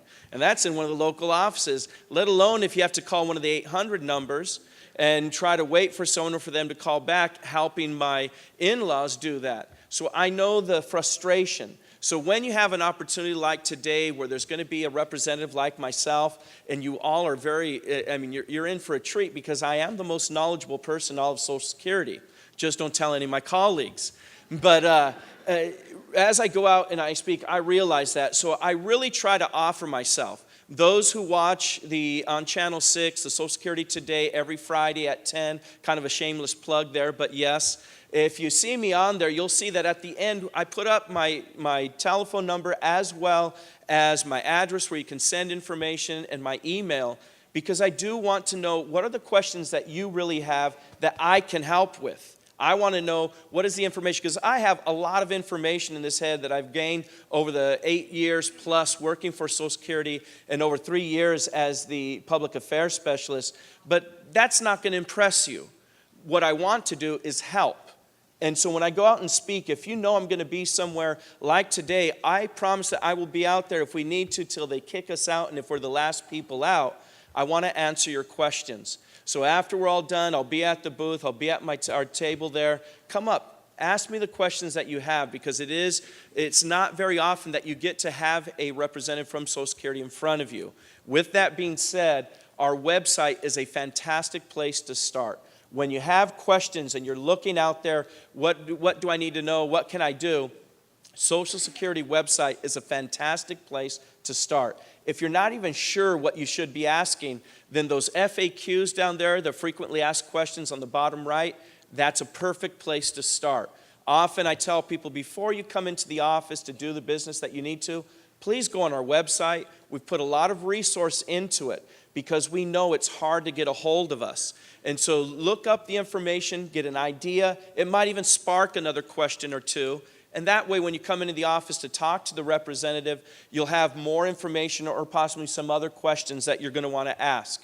I hate, it's unfortunate. Oftentimes, you come into the office, you ask your question, you seem kind of pushed out. We know that they're rushed. And you get home, you're, I forgot to ask this. So write down your questions. Have that list before you go. The other site that I say everyone should, and I don't know, how many have set up a My Social Security account? Oh, look at all those smart people. Fantastic. My Social Security account is really your portal to your information. So I would suggest that you go online, set up that account so that you have access to your information as well as any of those small maintenance things. There's often times where someone will come into the office and say, all I need to do is print out a statement, a benefit statement. And then we look and say, well, if you had set this up, you didn't even have to come into the office to spend the half hour, 45 minutes to get there. It's hard to find parking. We get that. You come in, you wait a half an hour more to see someone, and they print out what you need within 30 seconds. You could have saved yourself that hour or two and all the trouble by signing up, and you could print out a benefit statement right there. Not only that, we're also offering more things that you can do through the My Social Security account, and it will increase. It is your portal, not just beforehand for the estimators, the calculators, but it's also for afterwards, the maintenance. So please set up the My Social Security account if you have not. Set that up. If you're having trouble, you can come into the office if you need to, and you can set up through one of the reps. It's easy to do. I'm not going to go through that just because of time. As I mentioned, over 65 million people that receive. So you can imagine if everyone's on the phone trying to get something done with us, there isn't enough workers. We only have 60,000 employees. We can't answer all the calls at once. So that's why our website and the My Social Security is so important. Now let me just briefly touch, and this may be something that you know, but I want to make sure from the very basics and then wrap up with how Social Security works and a couple strategies. So in order to receive benefits, you have to have what we call 40 quarterly credits. Very easy to get. 4 credits at maximum a year, hence quarterly. And this year at 1,300 that you're working and paying into Social Security, you'll get 1 credit. So after the 5,200 of this year, you would have your 4 credits, the maximum for this year. When you hit 40 credits, you then have benefits that are entitled for you. So 40 quarterly credits, and now you're entitled to a benefit if you hit those. Once you hit the quarterly credits, at that point we stop counting. It doesn't really matter at that point how much more you go above. It's not extra credit. This is only to see if you're eligible to a benefit.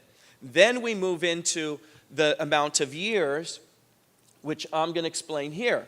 Step 2, kind of going there, we're going to get 35 of your highest years. And we're going to average that out to get what we call an average index monthly earned amount. So we do it index for inflation. We grab the 35 highest, and then we figure out what's that monthly average that you have. Once we have that monthly average, we then can put it through and calculate the benefit that you're going to receive. Now, this is a social program. It's a social program, hence the name Social Security. And to my amazement, when I started working for Social Security, I realized that it started back in 1935. And when we looked across the world and said, where's the best program out there across the world, we ended up with modeling after Germany in 1935. Now, we're not socialists and we're not communists, thank God. We're Americans. But we do have a social program when it comes to retirement and other benefits. And so when we look at this, this is what we have. It's what we call bend points or categories. The first bend point says for a person that receives up to $885, we're going to give back 90% of that, of your average index monthly earned amount. We're going to give back 90%. So that person that didn't earn a whole lot in life, we're going to give you back 90. The bulk of the tier is the second bend point, 885 to 5,336. We're going to give back 32%. That's where the bulk is. Now, if someone earned higher than that, we're only doing 15%, which means if you didn't earn a whole bunch, we're going to compress it down. We're going to bring that back down. So when we end up, for this example, someone who earned over an average of $5,500 in a lifetime, and we go through all that, that person would get about $2,200, $2,245 as a benefit payout each month. So you're looking at that going, how is someone supposed to live on that? Well, it was never intended for someone to live solely on Social Security. What it was intended was part of a structure or 2 other things as well. Social Security, pensions, as well as savings. But we know what's happened with pensions across the board in America. They're gone. They're extinct. Outside of pretty much government type of organizations, pensions don't exist. And so when you remove one of those legs out of that structure, it becomes unbalanced. And if a person has not saved, now you're really teetering just on one income, Social Security, which was never intended. It's a fixed income. It's about a third of what a person would be making at retirement. And so when you say that, there is no way to really live on that. But yet, even with that, Social Security is still the best anti-poverty activity as far as an agency out there in America. And so when we fight poverty, that's what we're talking about in giving back to those that have paid into the system. Now, I'm going to go through best I can to say, here's some strategies if you haven't received what you need to consider, and then see me at the table and I'll discuss these further. The first is age 62, which is the earliest age at which someone can receive benefits. But 2 major things are going to happen. We're going to reduce down by 25% your benefit, and that's for a lifetime. It won't go back up at full retirement age. And the other is there is an income limit. So when you hit, I don't have it up here, but you can take a look at this. Full retirement age, there is an income limit if you're under your full retirement age and you start Social Security, what that means is that you cannot earn over $16,920. There's a cap. If not, we'll penalize you. So you definitely have to be fully retired. Once you hit your full retirement age, then the limit is removed. And at your full retirement age, currently age 66, you're eligible to 100% of your benefit as well, no income limit. So you could continue working and start receiving your benefit, which is a pretty good option for some people. Now, the other is, and here's those limits, kind of shifted the slides a little bit, the 16,920. I want to go to the maximum, age 70. At 8% per year, we're going to give you back. If you delay your benefit up to age 70, 4 years, we're going to give you that 32%. You talk to financial planners, they're going to say that's a pretty good deal, getting 8% per year, and it is. But you also have to look at your age and say, what is my age as far as what do I expect to live to? My own personal situation. So when you look at all of these, really the major thing is, what is it for you? It's a personal decision. What makes sense for you? Not about your neighbor, not about a brother or sister, or what your parents did, but you have to determine what's going to be the best for you. And when you start talking about you as an individual, there are many options in looking at whether taking at 62 or in between with some type of reduction, or at full retirement age and continuing to work, or waiting till age 70 and taking it at that. Now, the one thing I do want to say as I start to close, just because of time, and there really is too much information to try to stand up here and go through all of Social Security.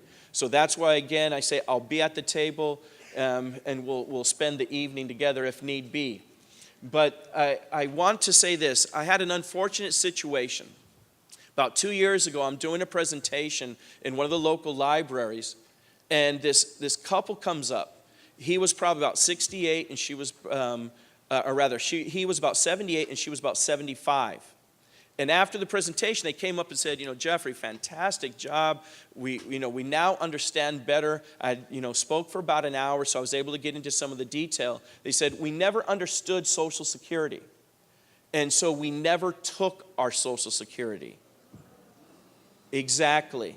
So this couple, for him, 8 years, her 5 years, had gone past that age 70, the maximum. And so they had lost, I would venture to say, probably close to $500,000 between both of them, if not pretty close. So when I say that, make sure you have to file timely. You have to file for what's going to be yours. Don't put off just because you're not sure. If you're not sure, contact us, please. I'd hate for anyone. So what I always say is, do me a favor. If you haven't started because you're going to wait till age 70, go home tonight, get a paint can, paintbrush, write 70 on your wall. If you think you're going to forget, then write underneath, file for Social Security. All right? I'm going to close with that and just say thank you. I'll be outside at the table. Let's talk. If you have some questions, I can better take care of you that way. Have a wonderful day.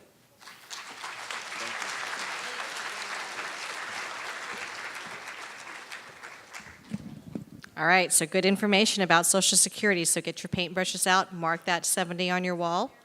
So I'd like to introduce now Orange County District Attorney. Tony Rakakis couldn't be with us today. He is busy in the office, and there were some unforeseen circumstances. But we're very lucky to have his Deputy District Attorney, Elizabeth Henderson, here to speak to us in his place. And her presentation is very important, how to avoid financial fraud targeting seniors. So please join me in welcoming Deputy District Attorney Elizabeth Henderson.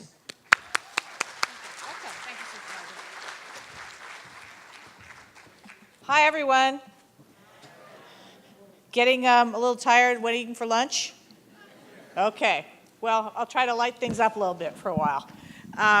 My name's Elizabeth Henderson, as the supervisor said. I'm a district attorney in Orange County. I've been 30 years as a district attorney. I'm also the daughter of a 90-year-old mother with Alzheimer's. And so I care a lot about seniors, as do the deputies in our major fraud unit. I wanted to talk to you today about some of the cases that we've been doing in the area of financial fraud against seniors and some of the common scams and schemes that you might probably have already heard things about. So Unfortunately, Orange County is the fraud capital of probably the country. And one of the reasons for that is that seniors have a lot of money, and crooks like people who have a lot of money. And so you may not feel like I personally have a lot of money, but you will realize that, in fact, that you would be targeted by people who want to take advantage of you. The cost of financial fraud against seniors is huge. I think this is a very underestimated thing because it only $36.5 billion a year are the losses that seniors take as a result of financial frauds of various kinds. I actually think about probably maybe 30 or 40% of the frauds are never either uncovered or never reported, and so I think it's probably maybe as much as double that. And so you can see that it's a big problem. Tony, let me go, if I can go back here. Tony Rakakis couldn't be here today. So Tony sends his sorrow that he can't be here. I've worked in the DA's office for fair on 30 years, and Tony's given us a lot of resources to fight financial fraud in Orange County. I think we're one of the leaders in the state in terms of fraud prosecution. I wanted to introduce over in the corner there, Carol Henson. Can you stand up, Carol? Carol is the head of our major fraud unit in the DA's office. She's just taken the reins. I was the head there for 10 years. She's going to do an excellent job. The unit has gone from like 5 or 6 attorneys to what do we have now, 13 attorneys? 13 attorneys and probably another 10 or 12 investigators that all they do is work on financial fraud. Now, a lot of that financial fraud involves seniors, unfortunately. So one of the frauds I wanted to talk about today is caregiver fraud. And this is one of the most repulsive type of criminal that engages in caregiver fraud. They prey on people who are vulnerable. They may be vulnerable because of, like my mother is very forgetful. They may be vulnerable because they're disabled and need help getting around. They may be vulnerable because they simply can't go to the store and they want to have somebody do that for them. So they do it the same way. You've heard about the concept of grooming, with sexual assault, child victims, that somebody grooms somebody before they molest them. That happens a lot with seniors too in the financial area, in the sense that they groom their victims. I had a case one time where they set up a company that invited seniors in and they would give them advice and they would drive them to the doctor, and pretty soon they had investments they wanted to sell you that paid 25%. Okay, right, okay. And so it was a Ponzi scheme, and there was no investments, and when the Ponzi scheme collapsed, there was 150 senior citizens, most of them over the age of 80, who lived, many of them in Laguna Woods, who lost almost $18 million amongst them. They lost their life savings. Okay, the defendant, whose name was Butler, got convicted and got sentenced to 80 years in prison. So there's not a hell hot enough for that guy.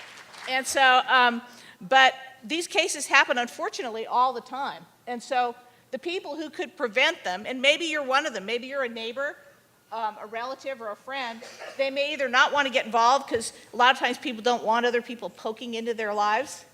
And then the other thing is maybe they don't ask the right questions. Maybe the person that's the teller at the bank sees the older man come in with a person who's sort of pushing them up to the counter and pushes them away. How many of you have seen that? Okay, we don't go to the bank anymore, but if you did, that's what happens. And so that person might want to report something. This is a recent case that our office is doing. Thomas Hood is actually, you've heard some of the people talk about fiduciaries. He was actually a fiduciary. He was a trustee that was supposed to be managing the assets of a woman's estate. A 96-year-old woman that was fragile. She had dementia. And he stole $534,000 from her by forging her signature on checks. Okay, so he spent the money. He went to Paris. He got a nice car. He doesn't look like that kind of Paris, nice car kind of guy, does he? But he was. So we filed criminal charges against him, and Carol's got that pending in the major fraud unit right now. That just gives you an idea that nobody is safe necessarily. So as much as you can, be on top of your finances and what's being spent. This is John Windsor, another different type of financial abuse case. This is a caregiver abuse. He's the son of a caregiver that was hired to take care of this lady. And he was a parolee from the state of New Hampshire.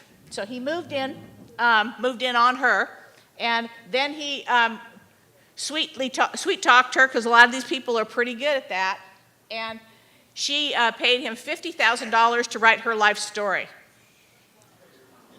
Okay? He's not a writer. He was a parolee. And so he also obtained power of attorney on her. And so then he looked at her bank account and realized she had some money, and so he took it. And so he spent the money on all kinds of things, because people don't steal money and then put it in retirement accounts for themselves, right? You know, people steal money and they spend it. And so he bought an engagement ring for his girlfriend.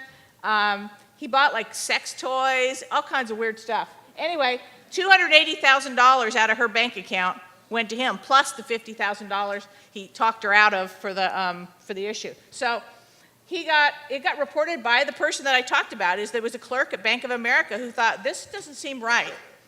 And so she reported it to the police reported it to us, and we prosecuted him. And he was sentenced to 7 years in state prison for that. Okay, but these are just stories that kind of show you, what happens. I wanted to talk to you about something that happened really recently, and is something that I was involved in.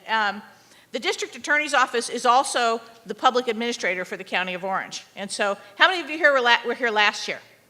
Okay, last year I was here, and I was the chief deputy public administrator. And I talked to you about the public administrator's office and what we do. We've since hired a permanent one, and I'm back in the DA's office doing my thing. So the victim in this case, Carol, lived not in this community, but in another area where it was 55 and older housing. She was in her 80s. She didn't have any close family, had never been married, had no children. Her parents were deceased. She had cousins that lived in Chicago, I believe. Anyway, at some point, Carter, this guy, identified her. And this is kind of the story is, she's the kind of person that they target because she was one of those people who was considered crotchety, independent, kept to herself, didn't want anybody knowing her business. You guys know people like that, right? Maybe you guys are some of those people, And so, but she was isolated, and that's the key. Okay, so she was isolated, and he identified she had a need, and the need she had was to be driven to the doctor because she needed like a regular kind of a blood infusion type thing. And so he helped her, took her to the doctor, bought groceries. He didn't live there. He didn't move in. He wasn't like one of those paid caregivers. But he then suddenly became added to her bank account. And so there's the key. He helped himself to her money. And so in a very sad story is she died in her home. And Carter had told the neighbors he was her brother and that he was a doctor. And so he actually arranged for a company to come and pick up her body at like 9 o'clock at night and take her to a mortuary out in San Bernardino and cremated her. And so nobody knew what happened because a neighbor was looking outside, and she realized they were having an open house at her home, Carol's house. And she happened to be a retired real estate agent. And so it turns out that he had taken out a reverse mortgage using a fraudulent notary, and because fraud people can find each other. If you're a fraud guy that wants to commit a fraud or a fraud woman that wants to commit a fraud, you can find a fraudulent notary. And so he actually took money out, I think it was like a couple of $100,000, and then he was obviously spending money from her bank account. On the day that she died, he took $70,000. He went to her bank and withdrew $70,000, the balance of that account. Okay, so this is a creepy tale, huh? And anyway, he was having this open house and trying to sell her place. And so it happened that somebody called, the neighbor called, and eventually it got to us in the DA's office and through the public administrator's office, who said, hey, there's a person who died and there's nobody taking care of her stuff. And so we went out, but for this woman, this is the sort of the cautionary tale, but for this woman, this neighbor, this good neighbor said, he might have gotten away with this whole thing. He might have sold that house. Even now, he's fighting the whole thing after we've arrested him. He's like saying, well, he's the surviving spouse, and therefore they can't kick him out of the house. So Con men are smart and they are sociopaths. They spend every single day trying to take you for what you have that they want. So, talk a little bit about investment fraud schemes, because that's something. How many of you invest? Investors here? Okay. Investment schemes rely on two things: need and greed. Okay, and greed is not in the way we think we're greedy, but greed in the sense that you want to grab onto something that sounds really good. So if it's too good to believe, it is. So this is a very unusual case that recently happened in our office. This guy, Tarbutton, he set up a company called Villa Capital that recruited investors investing in mortgages. How many of you have been solicited by people who want you to invest in mortgages, right? That's a common thing people use. And they also, now there's a lot of people wanting to talk to you about investing in distressed properties that they're going to flip. How many of you have gotten paperwork for those kind of things? So anyway, it was a $3 million Ponzi scheme. There were no mortgages. When the Ponzi collapsed, he fled the country. And so, unfortunately for him, we had a relationship, with the feds. And so when he came back into the country for Christmas, he was arrested.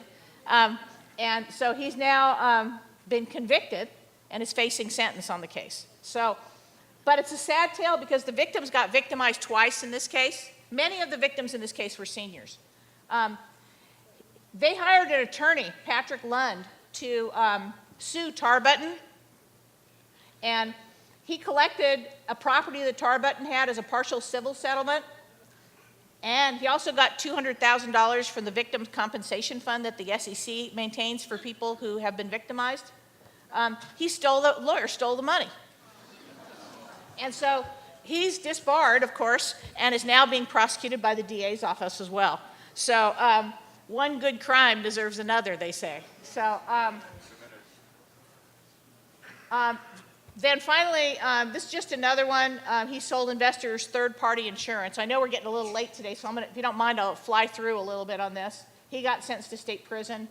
Real estate fraud, distressed homeowner offers. This guy was offering people that they can fix they're in distress, they can get a modification. Even now, he's doing this. Had a whole lot of victims. He got arrested recently by our office. Remember that the Orange County Recorder sends out courtesy notices. Hugh Wynn, who's the county recorder, is a great guy, and they send out this courtesy notice to the last known address. So if you get something in the mail from the recorder saying there's been a change in the title of your property, it's very likely that somebody has been trying to mess with your title, okay? Then common schemes and scams, you've seen all these. How many of you have been victims of telephone solicitation? How many got the IRS calls? Okay, I turned 60 this year. I got the IRS calls. Okay, so there's grandparent schemes. How many of you got grandparent scheme calls? Okay, you know. So contractor schemes, we've had the most recent one at Laguna Woods where the guy was wearing the shirt that had his name on it. And let me see if I wrote down what his name was, just so you know. Anyway, his name was Aaron Thrasher. And he had 10 victims in Laguna Woods. He posed as a maintenance worker wearing the shirt. So if you live in Laguna Woods, you can always call somebody to find out if this person should be there. He was saying that he was a air conditioner and heating contractor. City inspector? Okay. Anyway, and then the Nigerian things you guys are all pretty smart about, right? When you get one of those, hey, I want to give you money. These are boiler rooms. That's what a boiler room looks like where they make these calls. Here's my advice. You guys because many of you come from a generation where politeness was valued, okay? And gentility and manner and everything. Listen, if you think it's a fraud, hang up. Don't even talk to them. Don't even say, I don't want to talk to you, I think it's a scam. Just hang up. Don't give anyone your bank card information over the phone. Nobody legitimate wants your bank information over the phone. And don't click to respond, even though, because you're trying to look at it to see what it is. If it's a suspicious email, don't even open it, because that's somehow sometimes the way they get into your computer and are able to steal from you. And then never wire money. That's a real common, nobody will have you wire money to do an investment or a charity. So I don't have a lot of time today, but be more suspicious. These are my trips to avoiding victimization. Estate planning, you've had some people talking today. It's really important to have some sort of a plan in place, either professionally or something that you've created. Safe connections in your community that you can trust when you have somebody you want to ask. Don't be afraid to share things with people.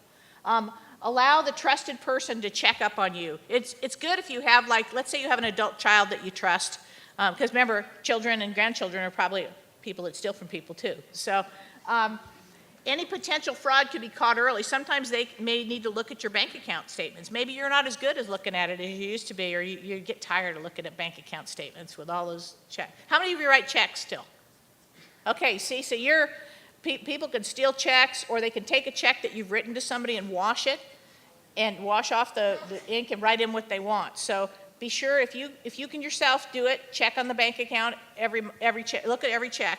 And if not, it's really good if you have a relative or somebody like that that you trust to be able to look at your account every once in a while to see what's missing. Don't be pressured by anybody into signing a contract, whether it's a construction contract or giving money to a charity.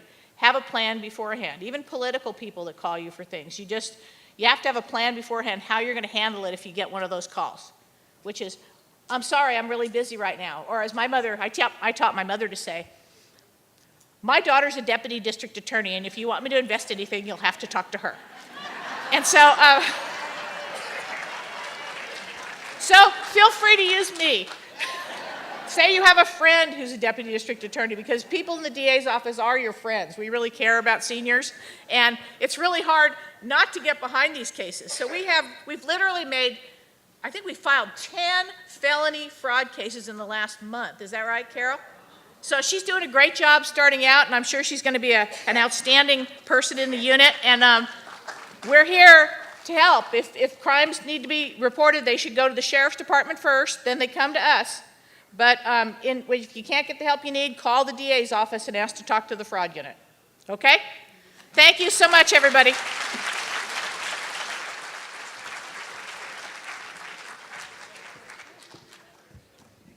All right, really good information from Elizabeth in our district attorney's office, so you don't become a victim. So in your bags, you have cards. You're welcome to write any questions on those cards. We've got runners on the aisles who will come and pick them up. We are now going to have a panel discussion. So if you've got questions, just write them on your cards. The runners will pick them up and bring them over to us.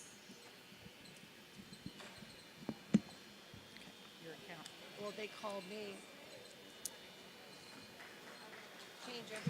All the bank deposits. I mean, it's just the biggest test. His father, my grandfather. His father was a great pastor. And then immediately after our Q&A session today, we're going to announce the lucky winners of our grand prizes, the two $250 gift cards. So don't leave your seat. And with that, we have our esteemed panel seated, so we're going to ask some questions. Okay, first question to Nakia. Can Office on Aging material be requested online? Yes, Office on Aging material can be requested online. You'll just go to www.officeonaging.ocgov.com, and you have the option of going to Resources, which is a tab at the very top of the page, clicking on Downloads, and then you can download all material. If there's something that you would like that cannot be downloaded but needs to be mailed out, such as File of Life, advanced health care directives, you're welcome to send us an email of the printed material that you would like mailed out to you, and we will send all of that out to you, and then we can follow up if you request so to ensure that you receive the material. Okay, thank you. The next question, David, I've heard a lot about the fiduciary rule. What is that, and what is its status? Yeah, so the fiduciary rule is a rule that's coming through the Department of Labor. And it's requiring financial advisors who give advice on retirement plans or IRAs to act as fiduciaries for their clients, or to disclose a whole lot of information if they're not going to do that. And there's everything from fee disclosures to conflicts of interest. It's basically a pretty good rule. It was supposed to go into effect on April 10th, I believe, but with the change in administration, they pulled it back. And they opened up a 2-month period of time for comments. So as of right now, it's supposed to go into effect on June 9th. But in the interim, it it could be changed. I think it probably will be changed. The mood back in Washington is to defang it, to deregulate, along with other things that the new president is doing. And so I think it will come to pass, and it'll be a rule, but I think it'll be in a less stringent form than it was originally proposed. So the takeaway from that, again, it's like I said earlier, make sure you ask your financial advisors questions. Ask if they're a fiduciary. If they're not, ask about conflicts. Make sure you get straight answers to all of your questions. Okay, thank you. And to Elizabeth, what should you do if you are concerned about a caregiver from an agency spending money in your accounts?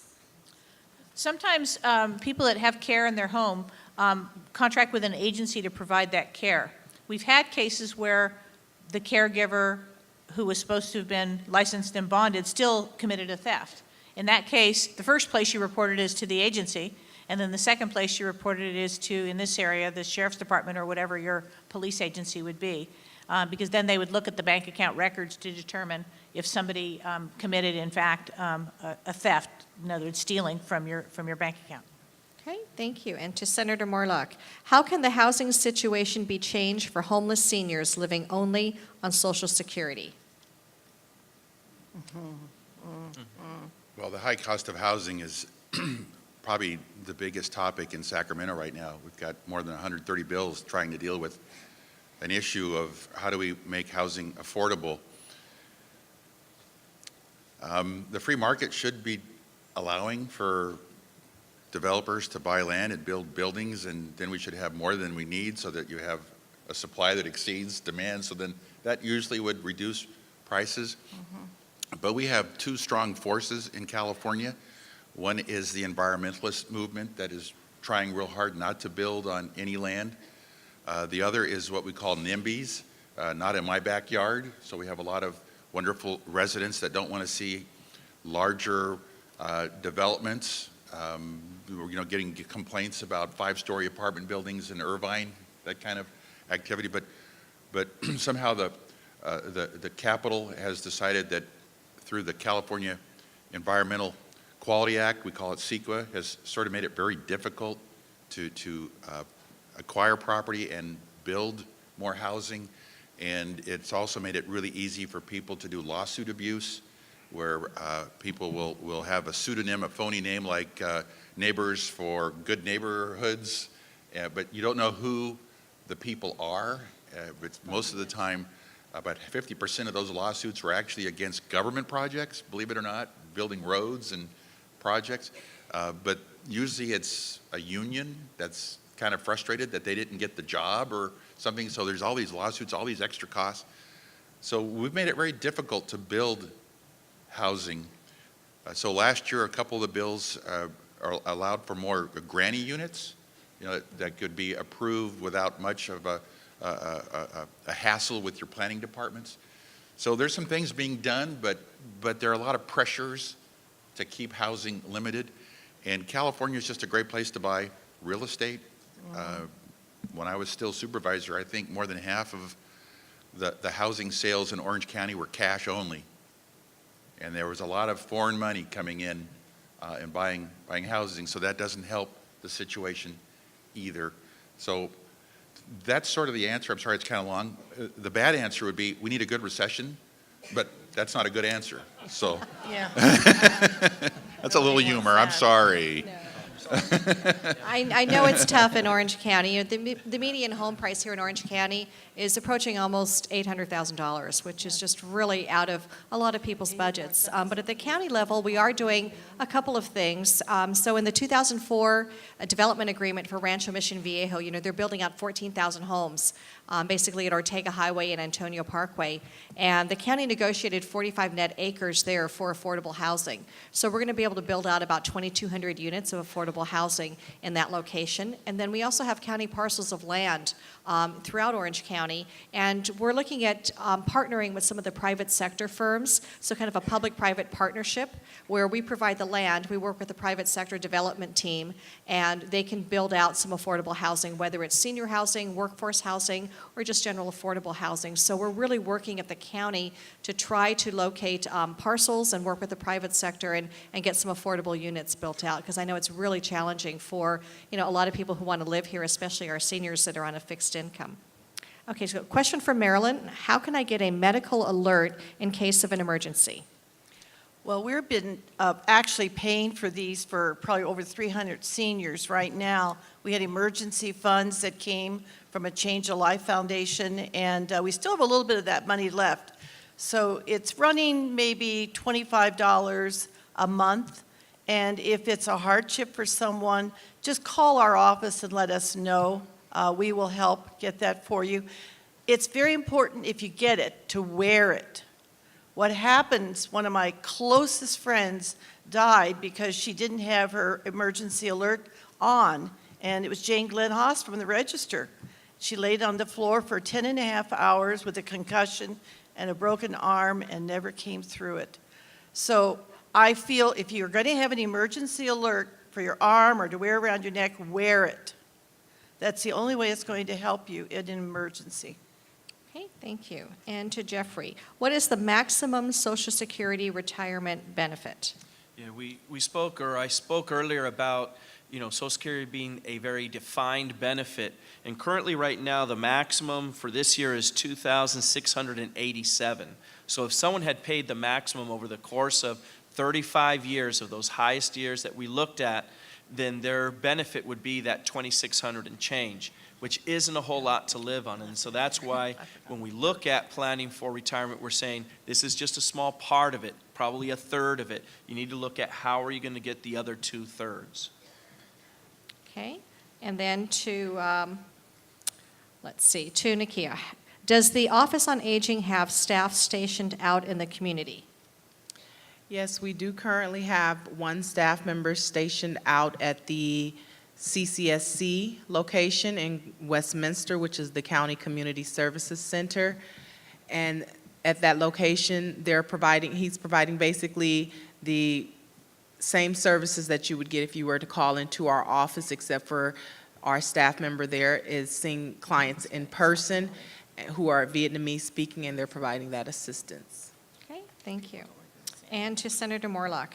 The governor just released his May revised budget, but it's only a one-year plan. What is Sacramento doing to plan 2 to 10 years in advance? Good luck. Or are they doing anything to plan in advance? So that's a trick question. They're doing nothing, Supervisor. You come from the County of Orange, and so after the bankruptcy, we made so many financial reforms for the County of Orange. We require departments to provide an annual business plan, and it says this is what we're going to do, and this is what we accomplished the prior year. We also set up what's called results-oriented government. So we decided, what are you doing? What's the department doing? How do you measure it, and how do you compare it year to year so we can see how much you're spending to do what needs to be done? We also set up a strategic financial plan. It takes your business plan and your 10-year budget and puts it together with all the other departments so that we have a 10-year review. And we would then take that 10-year strategic financial plan and we would have extra money that we could see out in the future. And that's what we made decisions on. We didn't say, well, let's just go ahead and borrow a bunch of money and figure out how to pay it later. We would say, okay, where in our 10 years will we have enough money? And then all the departments would get together and we would prioritize them so that all the department heads sort of took ownership. I don't see any of that in Sacramento. I don't see business plans. I don't see a strategic financial plan. We have the largest unrestricted net deficit in the nation, and I just had a chance to review the school systems. We have 2 wonderful university systems, the University of California and the California State University system, and their unrestricted net deficits are large. We've got UC system is upside down $11 billion. So, no, this is after a period of time. This is where we are today. If we need to find $11 billion to bring them to zero. And somehow they have 175 million in a slush fund, which created, a very awkward audit interview with Janet Napolitano, Chancellor of University of California. But the California State University is upside down $3 billion. But I see, just last week, I tasked both of their financial officers to say, give me a plan. Not today, but next year when you show up in front of my committee, I want a plan on how you're working out to get back to zero. So we've got a lot to do, and it would be nice to see some movement in doing some planning, like the County of Orange is doing. We're such a good model for the state. I just wish they'd like us a little more. We are a special county, and we are financially secure for our future, which is a good thing. And the universities, they just can't keep raising tuition. It's just not the answer. Well, it may not be the answer, but if you look at their balance sheets, it's probably the only answer. And so it gets really frustrating when you raise tuition and then you have 175 million sitting around and you have your state auditor come along and point it out. At least we had a hearing. We'll see what happens. But since there's no CEO, it's kind of hard to figure out if something will happen. But at least the Board of Regents for the UC system is going to take this serious. And the governor has said, I'm going to withhold 50 million until you figure out how to respond to the audit. So at least he's taking a proactive approach, or reactive to the, whichever way you want to look at it, I guess. Okay, so here's an interesting question to all the panelists. Does anyone recommend investing in Bitcoin? In what? Bitcoin. Bitcoin. Well, not when it's at all-time highs. Yeah. Our office got held for Bitcoin ransom at one point. I didn't want to pay any. Our computer system was, but we're not recommending Bitcoin to our clients. There's issues with transparency on exchanges and manipulators of those markets. So short answer is no. Okay, all right, thank you. And let's see, David, where do I go if my financial advisor is incompetent or fraudulent? Somewhere else.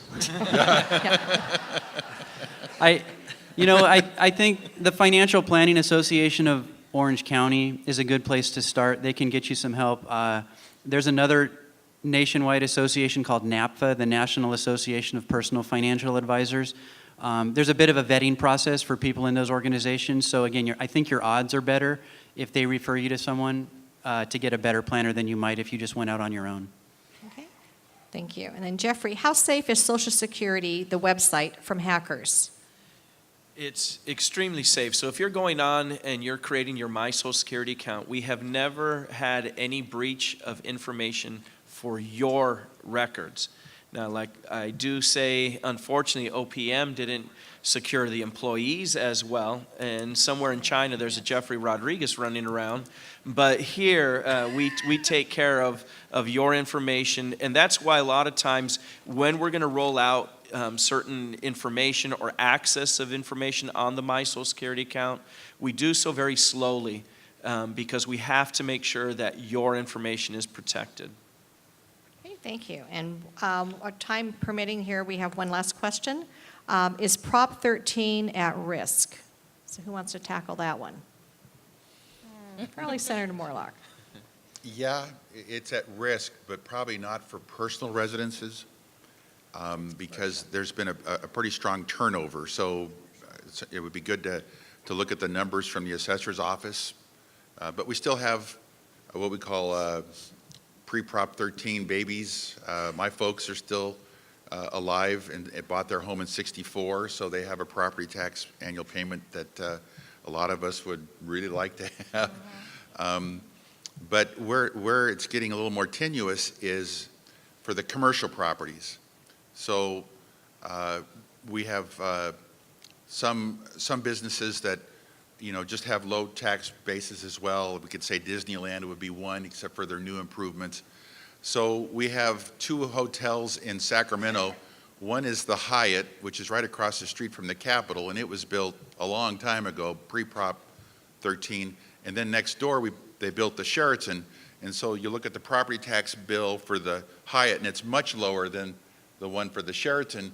So the public employee unions are saying, well, wait a second, you need to get the Hyatt up, as opposed to getting everybody down there. So you got to get the Hyatt up. So we call that split roll. And so they're looking at trying to force higher jumps in commercial property as opposed to the 2% cap we have for residential and tax them more. as it goes. But when you look at the data, you'll see that the majority of commercial property is owned by mom and pop businesses. And so you're going to have a major impact, and maybe another reason for them to move out of the state if you touch Prop 13. Okay, thank you. Well, that's all the time we have for questions, and we're about to announce our grand prize winners. But please join me in thanking all of our great speakers today. So before I announce our grand prize winners, I want to thank everyone for their generous support who helped make our 10th annual South County Senior Summit possible. We could not have done this Senior Summit without the outstanding efforts of the Office on Aging, Age Well Senior Services, and Laguna Woods Village. So please join me in thanking them.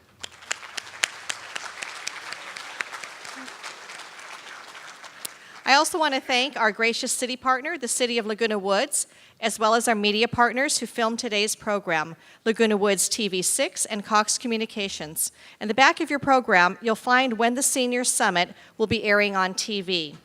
A special thank you to all of our Senior Summit sponsors whose generous support helped make this event possible, especially to our title sponsor, Saddleback College Emeritus Institute, diamond sponsor, CalOptima, platinum sponsor, Care Ambulance Services, gold sponsors, Cigna Healthcare and Ultimed, and our silver sponsors, the toll roads, Saddleback Memorial, Oasis Haven Hospice, Cresta Villa, and El Toro Water District.